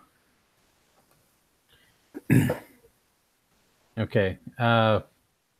Pete looks over at Cog. Okay. You remember that part I told you about when we encountered the hobgoblins at the farmers market? I think so. Okay. You see that hobgoblin down there selling snow cones with that cart that those kids are harassing? Yep. I think we need to go break this thing up and get some information out of this hobgoblin. All right. So, like, Cog just is doing the simple words, and then he rolls up, and he's just walking with long strides over there to break things up. And as we're basically going downstairs, I say, if people are seeing him and throwing shit at him, that probably means that they are at least partially on that drug. Some of those guys some of the people on that drug can have weird hallucinations beyond just being able to see us, and some of them have that sort of manic strength and stuff. So, kind of be ready for them to not react normally. We should call them Fruit Loops. I would be amazed if someone hasn't already started calling them that, but I approve. You definitely get a cool point, Chase.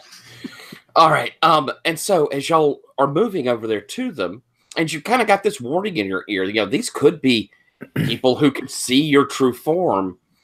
But as you get over there, these guys are there. One of them, and you could see that, like, he's got where he probably vomited on himself. He's got this where he spilt one of these snow cones all over him, and he is definitely the loudest and most angry. I'm telling you, that snow cone, it tasted like shit. I don't mean like it was shitty. I mean, it tasted like it was actual shit, man. And this cop's over there going, look, buddy, I don't care what's going on here. You can't be throwing stuff in it. And behind the counter, he's going, you were tasting, I'm sure it was raspberries. How do you like those raspberries, buddy? Okay, I think Pete, when he comes down, like Pete sort of motions for Cog to sort of move in front of the counter, like between the other guys and this hobgoblin, and Pete's going to move behind the counter and look pointedly at the hobgoblin. He kind of looks at the two of you. Oh. I suppose I could give him his money back. He yells over there. The cop's like, would that make you happy, buddy? If you don't like a snow cone, just get the money back. I'm telling you, man, there was something in that stuff. Just get your money back, kid. And we have a moment where that money's exchanged, and those kids still pissed off. The cop looking back at that guy. I don't know what you may be putting in these snow cones, guy, but I'm going to make sure that somebody comes and inspects your little doohickey hut here. Got my eye on you as they start moving off. Okay. And Pete steps in a little bit closer and he says, why the hell are you on my pier? He looks at you and he looks at Cog. And in both cases, it's kind of, He goes, I didn't want any trouble particularly. I just found a nice spot somewhere I could ply my trade. Okay, let's be a little clearer. This is not the hedge. This is not a goblin market. You're out selling products to these normal jacklegs out here. That does nothing but cause trouble. You know it. I know it. You're drawing trouble to my doorstep. I don't like it. Oh. Think we're trying to intimidate him there, Pete? Oh, yes, we are. I think they're probably triggering a conflict move at least. I think so. Let's have that conflict move.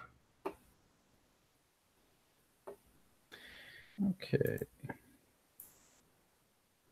What you feeling? I'm thinking probably. Let me look at this wheel here. Let's see.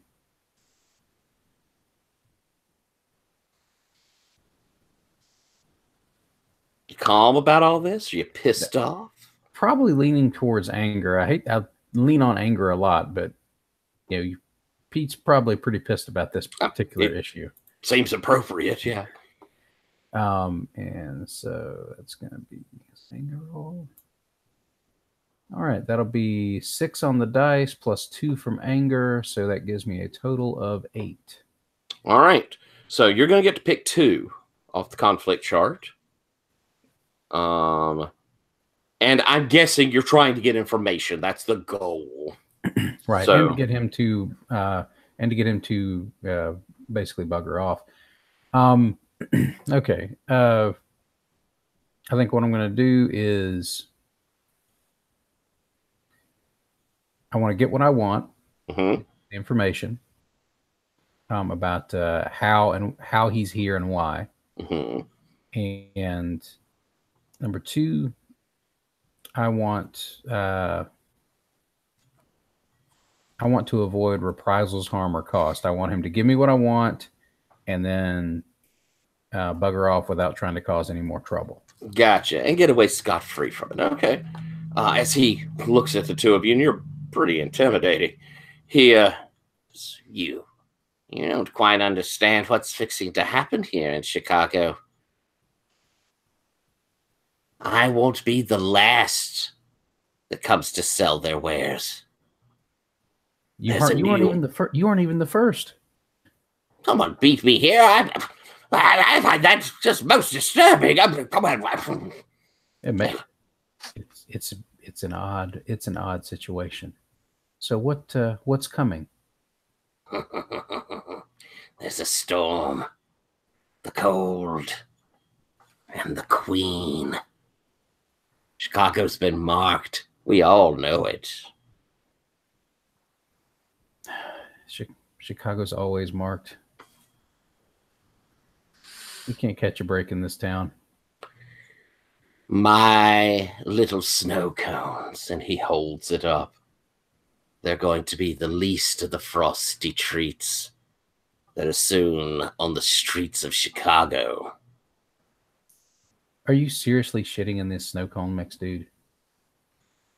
Of course not. I would never do such a thing. I do own goats, you know.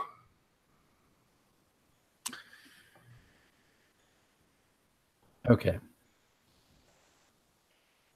Cog, while this is going on, you're seeing this this place that he's got, this little kiosk thing. And, he's got his flavored bottles. And there's some of the strangest names on these, flavors. There's like last tier of a lost child. Those sorts of flavors. What are you doing while this conversation's going on? Well, for the most part, I think what I'm doing is looming. Because I'm here with a person who has run protection rackets for a real long time. And I fully recognize that I don't have to talk in order for that to be effective. but Cog actually has more going on inside than most people know. So I think what I'm probably doing, other than looming, is studying.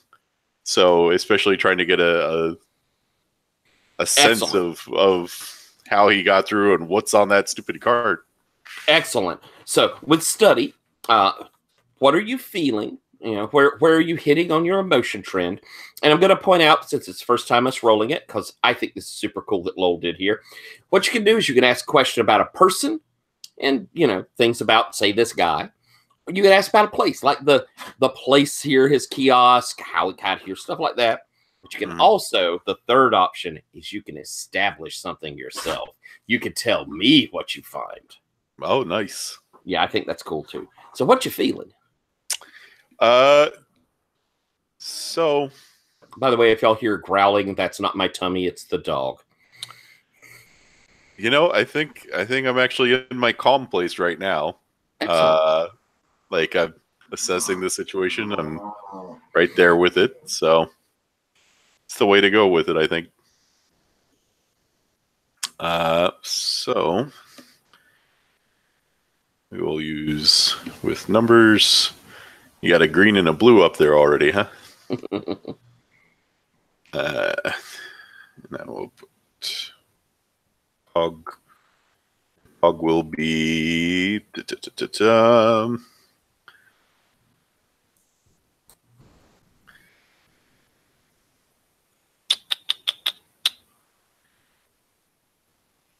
let's make him orange.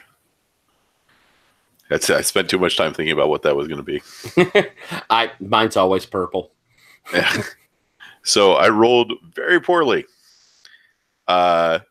which is too bad. In fact, because calm is even my highest stat, but even with my +2, that only puts me at a 6. All right. So, well, hang on, because that gets us to some potential things we can do, and it's worth, you know, here in this first session. Let's see a little of the mechanic. We have our trust pool, which is something that we collectively have available to us. When you spend a trust pool, that will allow you can add a +1 from the trust pool.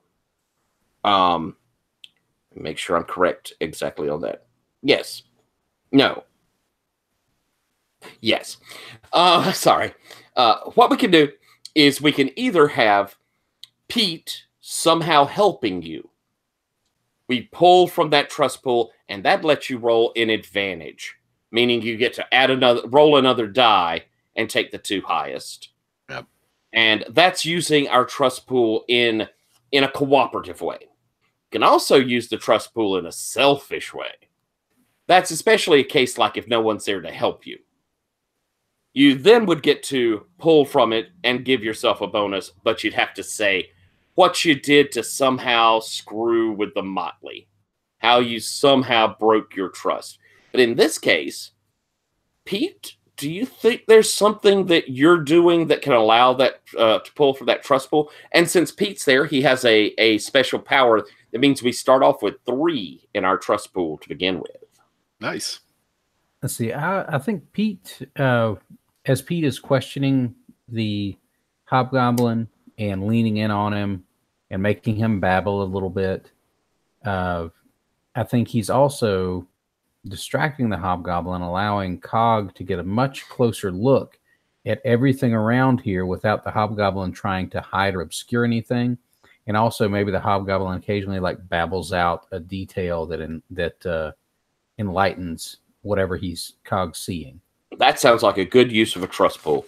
So I'll mark us down. Our trust pool's gone down to 2. Jason, you can roll another die and take the 2 highest of the 3. All right. That may or may not help, but still. Well, say I would have had to roll a 1 again for it to not have helped. As it is, I rolled a 2, so it gets me to a 7. All right. Well, that's still cool because with a 7, you get 1 off of that, unless you have some move that gives you some extra added stuff. Not on this one, I don't. All right. All right.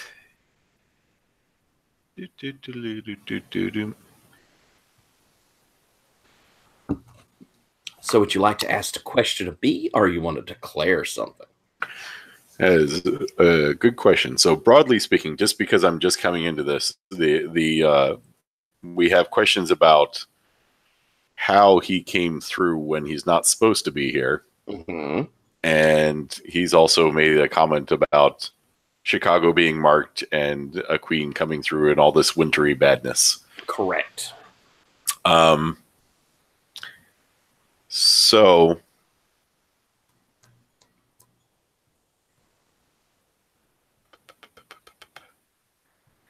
I think that I want to have an idea of how he came through. So we're on the pier, right? Mm-hmm. So I think there's a part of the water that is not, in fact, going the same direction as the other water. Like the water is blowing one way, and then there's like a section of the pier that is not, because it's water that's actually from a different place. So there's a little portal that's right there. Oh, that's awesome. All right, so as you're, right behind him, and you're looking over the pier, you can see where the pylons of the pier, where the base of that pier, it makes almost like a doorway, and the water underneath it, you can see where it's moving. It's the lake, the Great Lake, but you can see where it's swirling almost independently of the current. You could tell that there's something odd to it. There's almost a greenish tinge to it. And as you're looking at it closer, you can see, because the water is relatively shallow right underneath this pylon behind him, you can see there are all of these little vials that have been thrown in there. They look like they're, broken, some of them or whatever, but they've been tossed in there.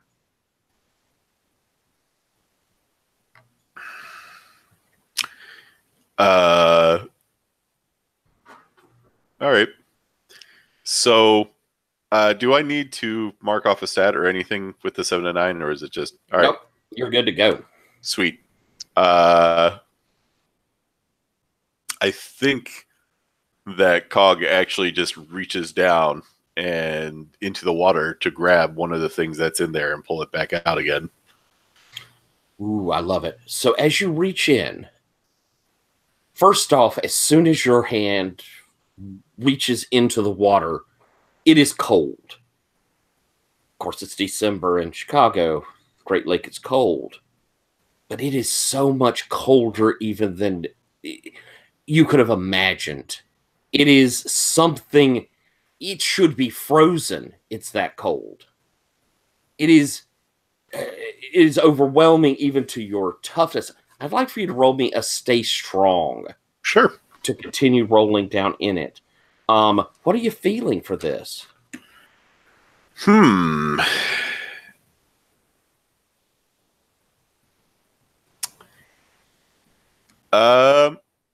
I think I'm gonna call that power right now. Okay. Nope. Let me clarify that a little. I think I'm gonna call it fear. It was gonna be power, but it's gonna be fear because he's reaching into Fairy, which is not especially comfortable, and it's uncomfortable reminders. So I get a lower roll with it, but it makes more sense to me. Perfect. That's excellent. All right, so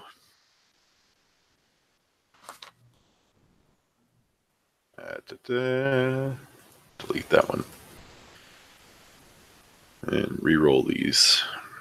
Which now spin. That's been an added feature. Yeah, they came up as a 10. And I got fantastic. 0.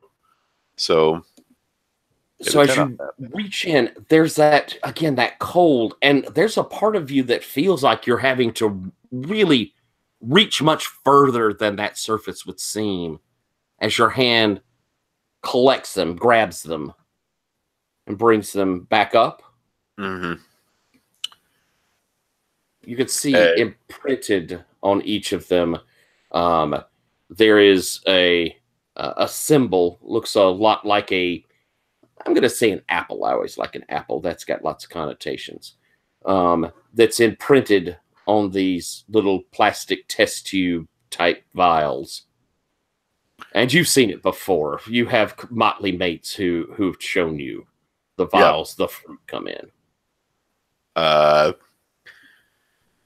So he looks down at the vials and looks over at the hob. And he's like, Pete, I think maybe it's time for him to leave. Bob looks over at you. And he sees those vials in your hand. Those aren't mine. Those aren't mine. No. And he, for the first time, he really looks scared. He's like, I didn't do that. Guys, you don't. I can leave. I can just get on out of here. Sorry for the disturbance, Mister. Pete, you're muted. You're muted, my love. Whose vials are they? He looks up at you. Look, they just made it easier. There's one of your kind. Well, there's a couple of your kind. They've been throwing them off the pier. Real pretty girl. She just tosses them off here. Mm-hmm. And then then some. You know, I've seen a couple of other of your kind toss them over. You know, different ones. Tossing them over right here. Yeah. He looks around.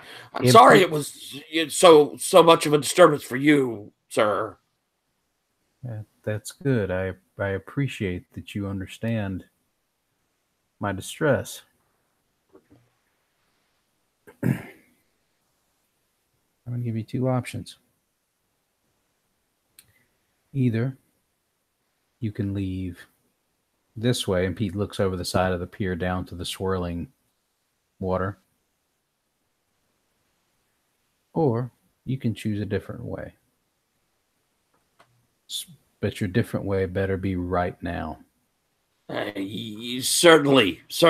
He kind of reaches up and is lowering down the flap to the front of this kiosk.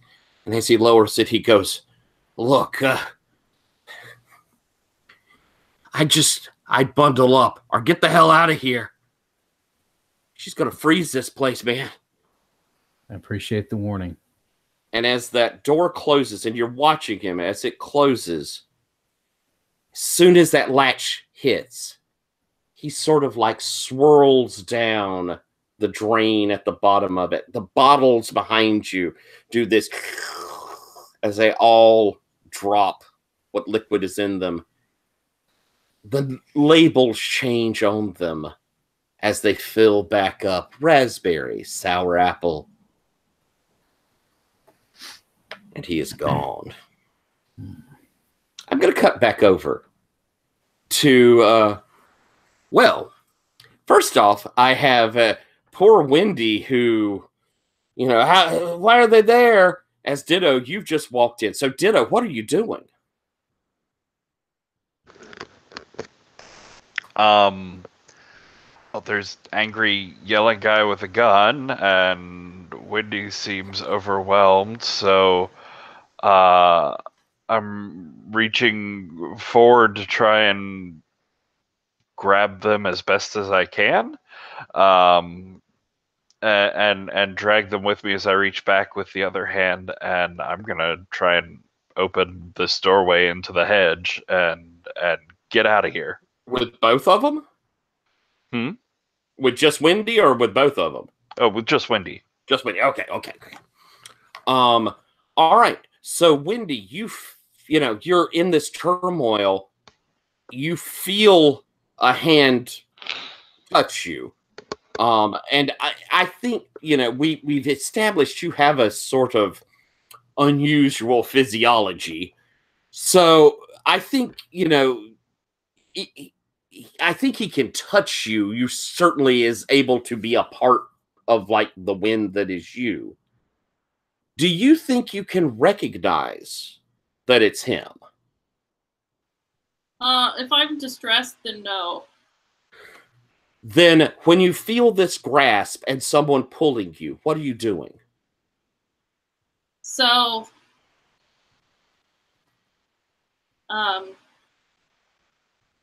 I think like I'm like no, and then I'm gonna use drift to like I float up into the air.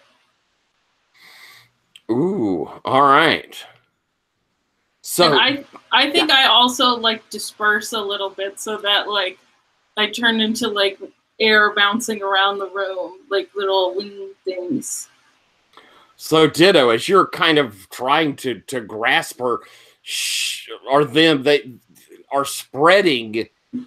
So I'm going to give you, Patrick. I'm gonna actually first. I think I'm gonna ask you, Noella. I want you to roll inner turmoil for me because this is definitely a highly emotional moment for you.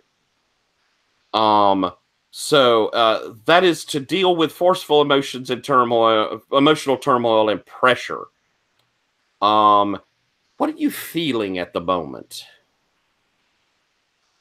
I'm feeling sorrow. All right. So let's roll that inner turmoil.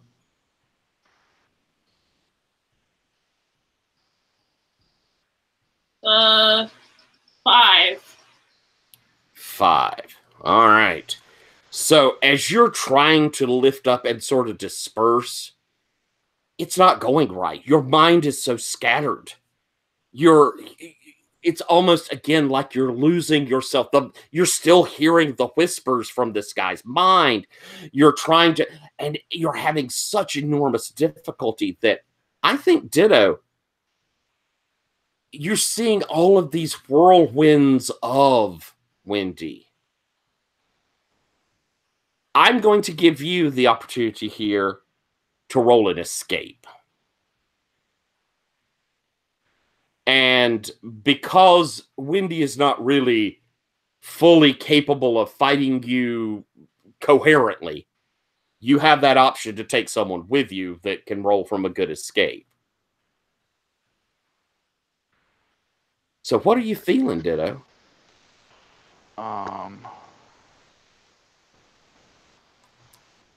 Let's see.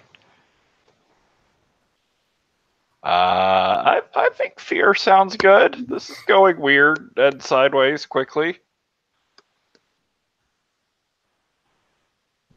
All right, let's roll.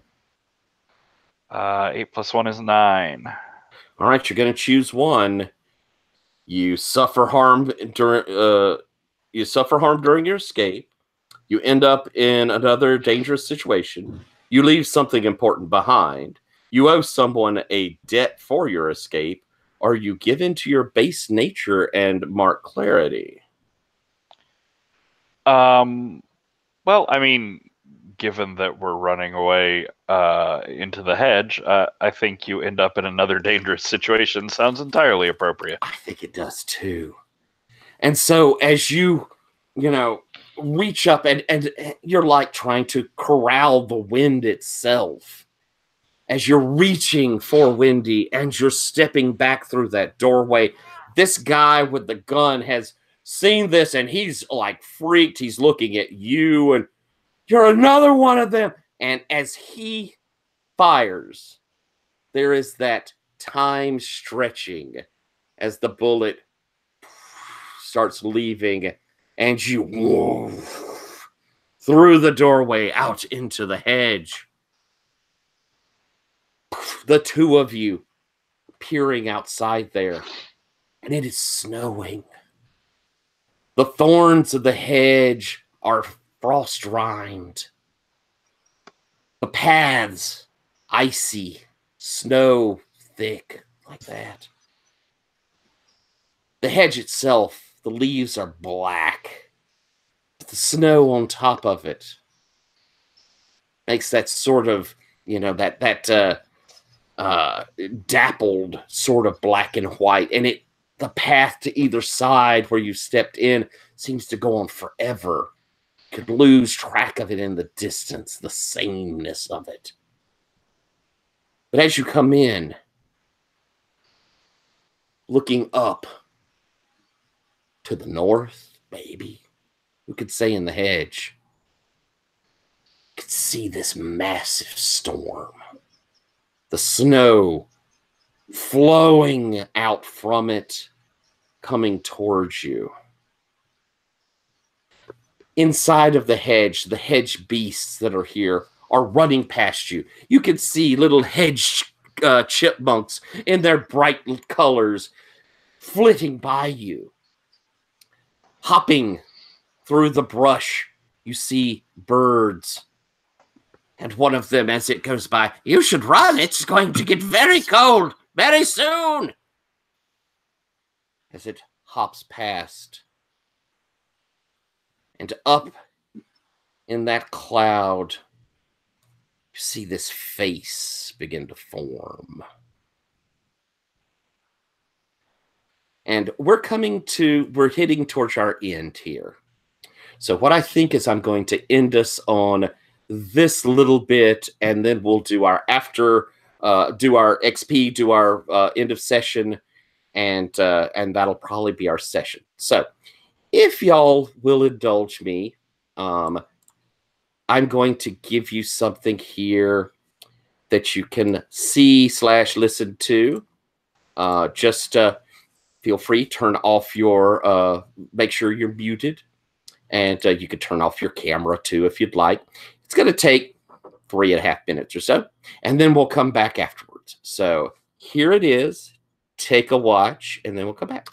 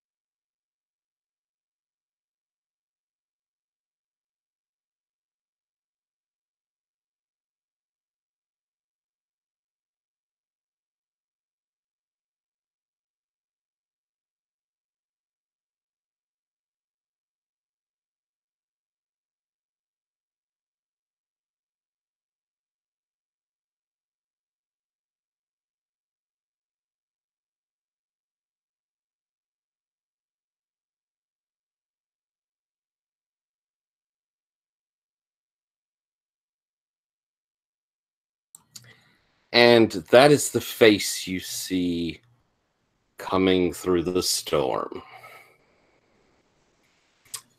And that's where we're going to end with our first appearance of the Queen of Frozen Shards.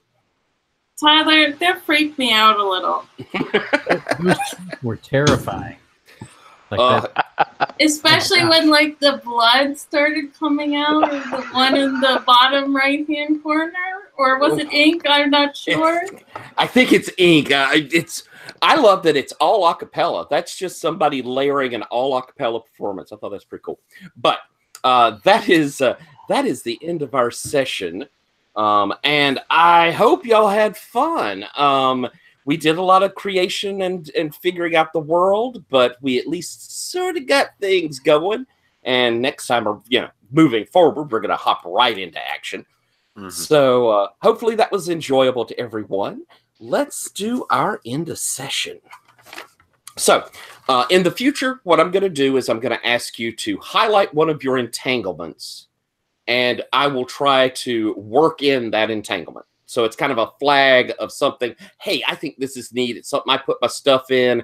Why don't we see if we can explore that? So beginning of next session, I'll say, which entanglement would you like to highlight?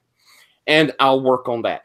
You'll get an XP if that comes out, and anyone who helps you get that out will also get an XP. So in this instance, since we didn't do that, do we feel like I don't know if any of our entanglements came in this very introductory session. Would anyone like to argue that any entanglements popped up this time around? Oh, that working the businessman thing worked out exactly as terribly as Pete probably thought it would. That's honestly true. So I think, Noella, that sounds like you would get an XP for that, right? Excellent. So our next, and here I'm going to take off my glasses because I see better close without them.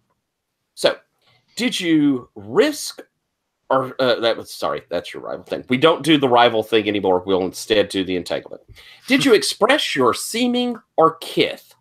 And I'm going to start with you, Patrick, because you'll get to kind of explain to a little by doing it what it means when we ask that. What do you think of your seeming, which your seeming is? Darkling, and then my kith is the mirror skin. Mm-hmm. And I didn't get to do a ton of it, but I think the way that I came up with for like tormenting the businessmen with faces from their past sort of thing. Oh, I agree. I think that's a cool idea. I'm going to hop over to Chris again so we can let others kind of see. With your seeming or your kith, do you think you hit any of those? I'm pretty sure I've hit the beast thing. Pete was being territorial, angry about it, and leaning in and intimidating. So I think he hit that. I think so too. Jason, do you feel like you were hitting your seeming and or your kith?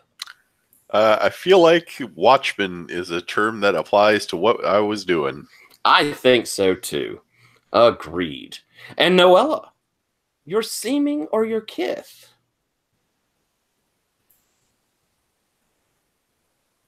I mean, I think I definitely hit the kith because my body disintegrated into little wind things. I think so too.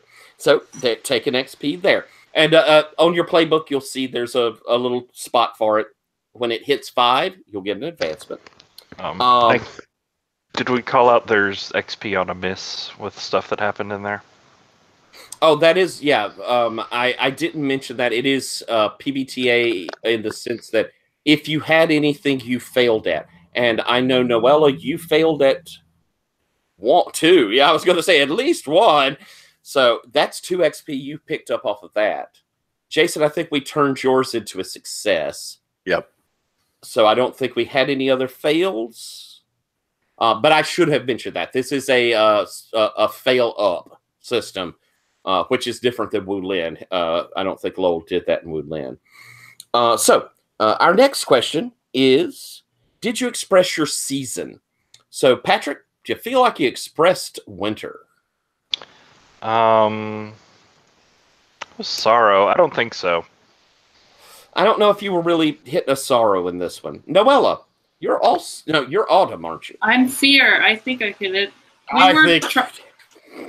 Yes, I think you did. Yay, I advanced in the first session. Very good. And I don't feel bad about that because I do want us to feel like we can get some things out. And, I want us to play with some new toys. Jason, do you feel like you were hitting your season? I think I fell a little bit short, to be honest. There is opportunities to push the sorrow a little harder that I didn't go into as much as I could have. Okay, that's fine. That's perfectly fine. How about you, Pete? Were you hitting that summer anger? I think he was on two different fronts. Number one, of course, the territoriality of the beast kind of lends itself to anger and threatening and intimidating the hobgoblin. I think he went into summer on that. I think you really hit it when Cog brought out those vials and you saw them. I really saw the anger in that one. That one really played too angry there. That was good. So I agree with you. Did you express your humanity? And on this one, it has to do with trying to keep that being a normal person, trying to have those emotions towards normal people that kind of get drifted away as you become more and more changeling-like. Patrick, did you express your humanity in this one? I don't know. I feel like hunting other people, even if it's, for scares instead of violence, is sort of anti-human. I think you may be right. Noella, do you feel like you hit humanity this time around?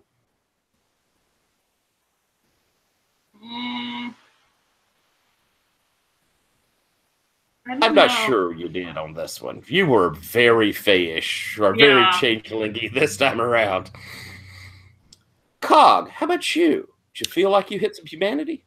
I do, because that's the reason I didn't hit season, is because I was being too human. I even made a joke. What the heck? I agree. So. I think so too. I think you stayed, very much being that kind of normal person in a crazed situation. How about you, Pete? Were you hitting humanity this time around? I think just sitting down and having a conversation, just with Cog, just about all the crazy stuff that's been going on. I think that was a pretty human moment for Pete. Because it was the conversation. Obviously, the topic isn't. No, but sitting down and talking things out, especially when we, you kind of compare how things shook out between Pete and Cog and how they dealt with things and reacted, as opposed to we dealt with that like people would. Okay. Somebody's selling drugs on your street corner and you're the local tough guy, you do the local tough guy thing. You don't I didn't magic him. I didn't okay. have a giant lake monster pop out and bite his face off or something. All right, I can go with that. All righty. So, and then our final one, and this is one of the hardest to ever hit. It is, did you concede a conflict? And what that sort of means is, did you reach a situation where when you were in the middle of it, you said, hey, I'm going to pull out of this instead of pushing forward? Did I learn, I want to learn more about it before I continue forward. I want to come back in a better position, that sort of thing. So it's a fairly hard one to hit. Patrick, do you feel like you were conceded any conflict tonight? Yeah, I think Wendy and I did. We chose to run away into the hedge rather than face a club douche with a gun. We have magic. Well, I would certainly say that you did. I agree. I think you pulled back from this. Do you feel like you, Wendy, were you cognizantly choosing to concede a conflict? Do you feel like you conceded a conflict? I don't think so. I kind of had a breakdown, and then Ditto pulled me out of it. So I think I was really I think Ditto made the choice. Okay, I sort of can see that too. I think you're right there. And we're going to sort of have to deal with, you know, when y'all are in the hedge seeing the queen. It's not like Wendy's in much better shape than she was before you fell through a door. I mean, we're still in a little bit of a How about you, Cog? Do you feel like you conceded a conflict during this? Well, my first impulse was to throw the hobgoblins into the winter hole, and we let them walk away. Okay. And letting them walk away was actually counterintuitive to me, but I think I can do. I think I can go with that too. Rather than making this the punishment it probably deserved, you pulled back from that. yeah. I'll agree with that. Pete, do you feel like you conceded a conflict, or was this just you impressing upon the conflict your results? Yeah, from Pete's perspective, he got what he wanted out of it. Like, he didn't pull back. He didn't pull back from what he wanted. What he wanted was the guy to pack up, leave, and not come back. And from Pete's perspective, that's what happened. Cool. So All right, I agree with you. Oh, one question I meant to ask: Did Ditto and my XP reset from last time? No. Okay. No, everything carries through. It's Okay. living campaign. Okay. So that's our XP bits. Sounds like, Noella, you got up to one, some fails in there. You'll see on that advancement track, Jason, you're probably fairly close. I think you at least got 3, if not 4. I got 3. Yeah. 3. So pretty good likelihood you're going to have one going up next time.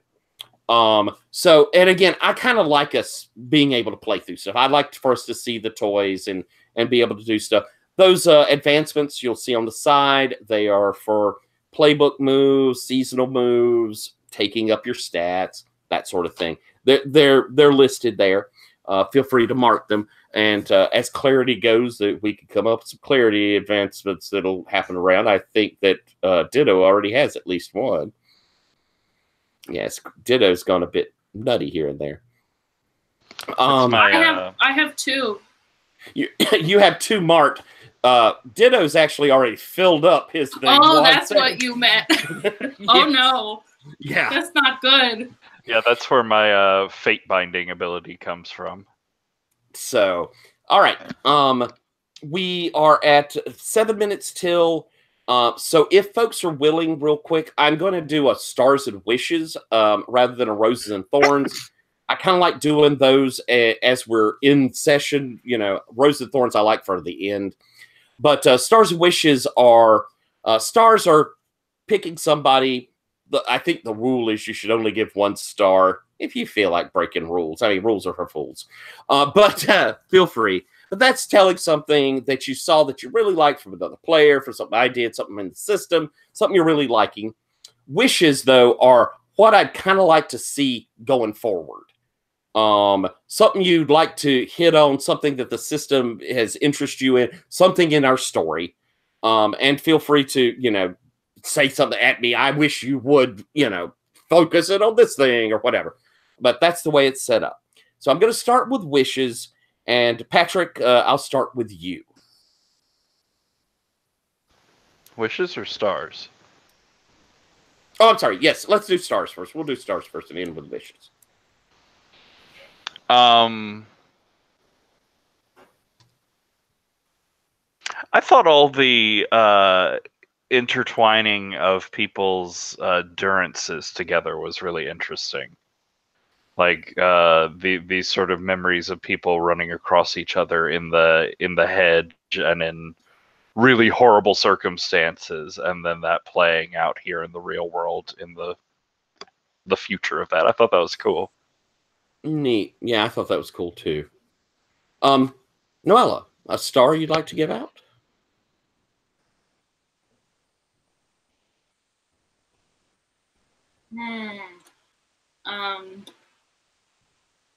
If not, that's fine too. You don't have to. Well, I would like to give a star to you, Tyler, for just doing a great job. Well, thank you very, very much. I appreciate it. Jason, a star out of you, sir. So I kind of enjoyed the bit with Humorous Pete when we were literally having a part where he was leaning on someone and living his best life with the kind of classic smaller violent gangster and looming guy next to him. It was a unexpected duo, but to me it played off the archetype in a fun way. I thought that was cool too. Thank you. Chris, star you'd like to hand out? Sure.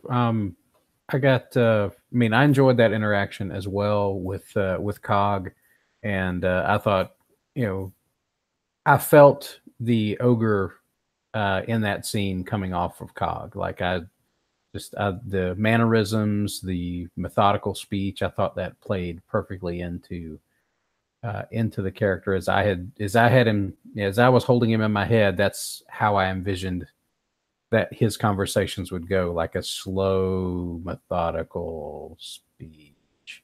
And I thought that came off very well, and I appreciated it. Cool. I agree.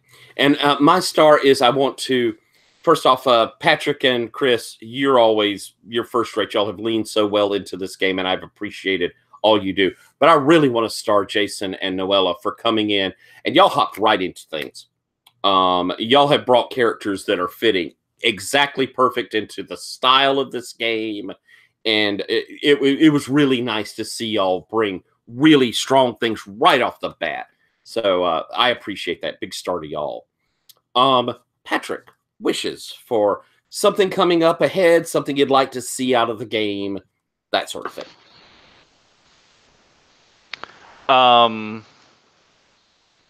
We played around with it some in the first month, and then Noella, you picked up that Cobble Thought move. So I wouldn't mind playing around with like walking in dreams, dream magic, that sort of stuff again. Cool. Okay, I will keep that in mind. Noella, wishes that you might have for going forward. I would like to fight my rival. Excellent. All righty. I will keep that in mind. Fighting the man. That may be horribly dangerous, but I will give you that shot. All right. Thank you. Jason, wishes. Now I want to see the Windy and Ash one and me get caught in between it. So when I took the Warden move, I was a little nervous because it's like playbooks from PbtA that have workshops and holdings and things like that. So having a place that is a move is always tricky.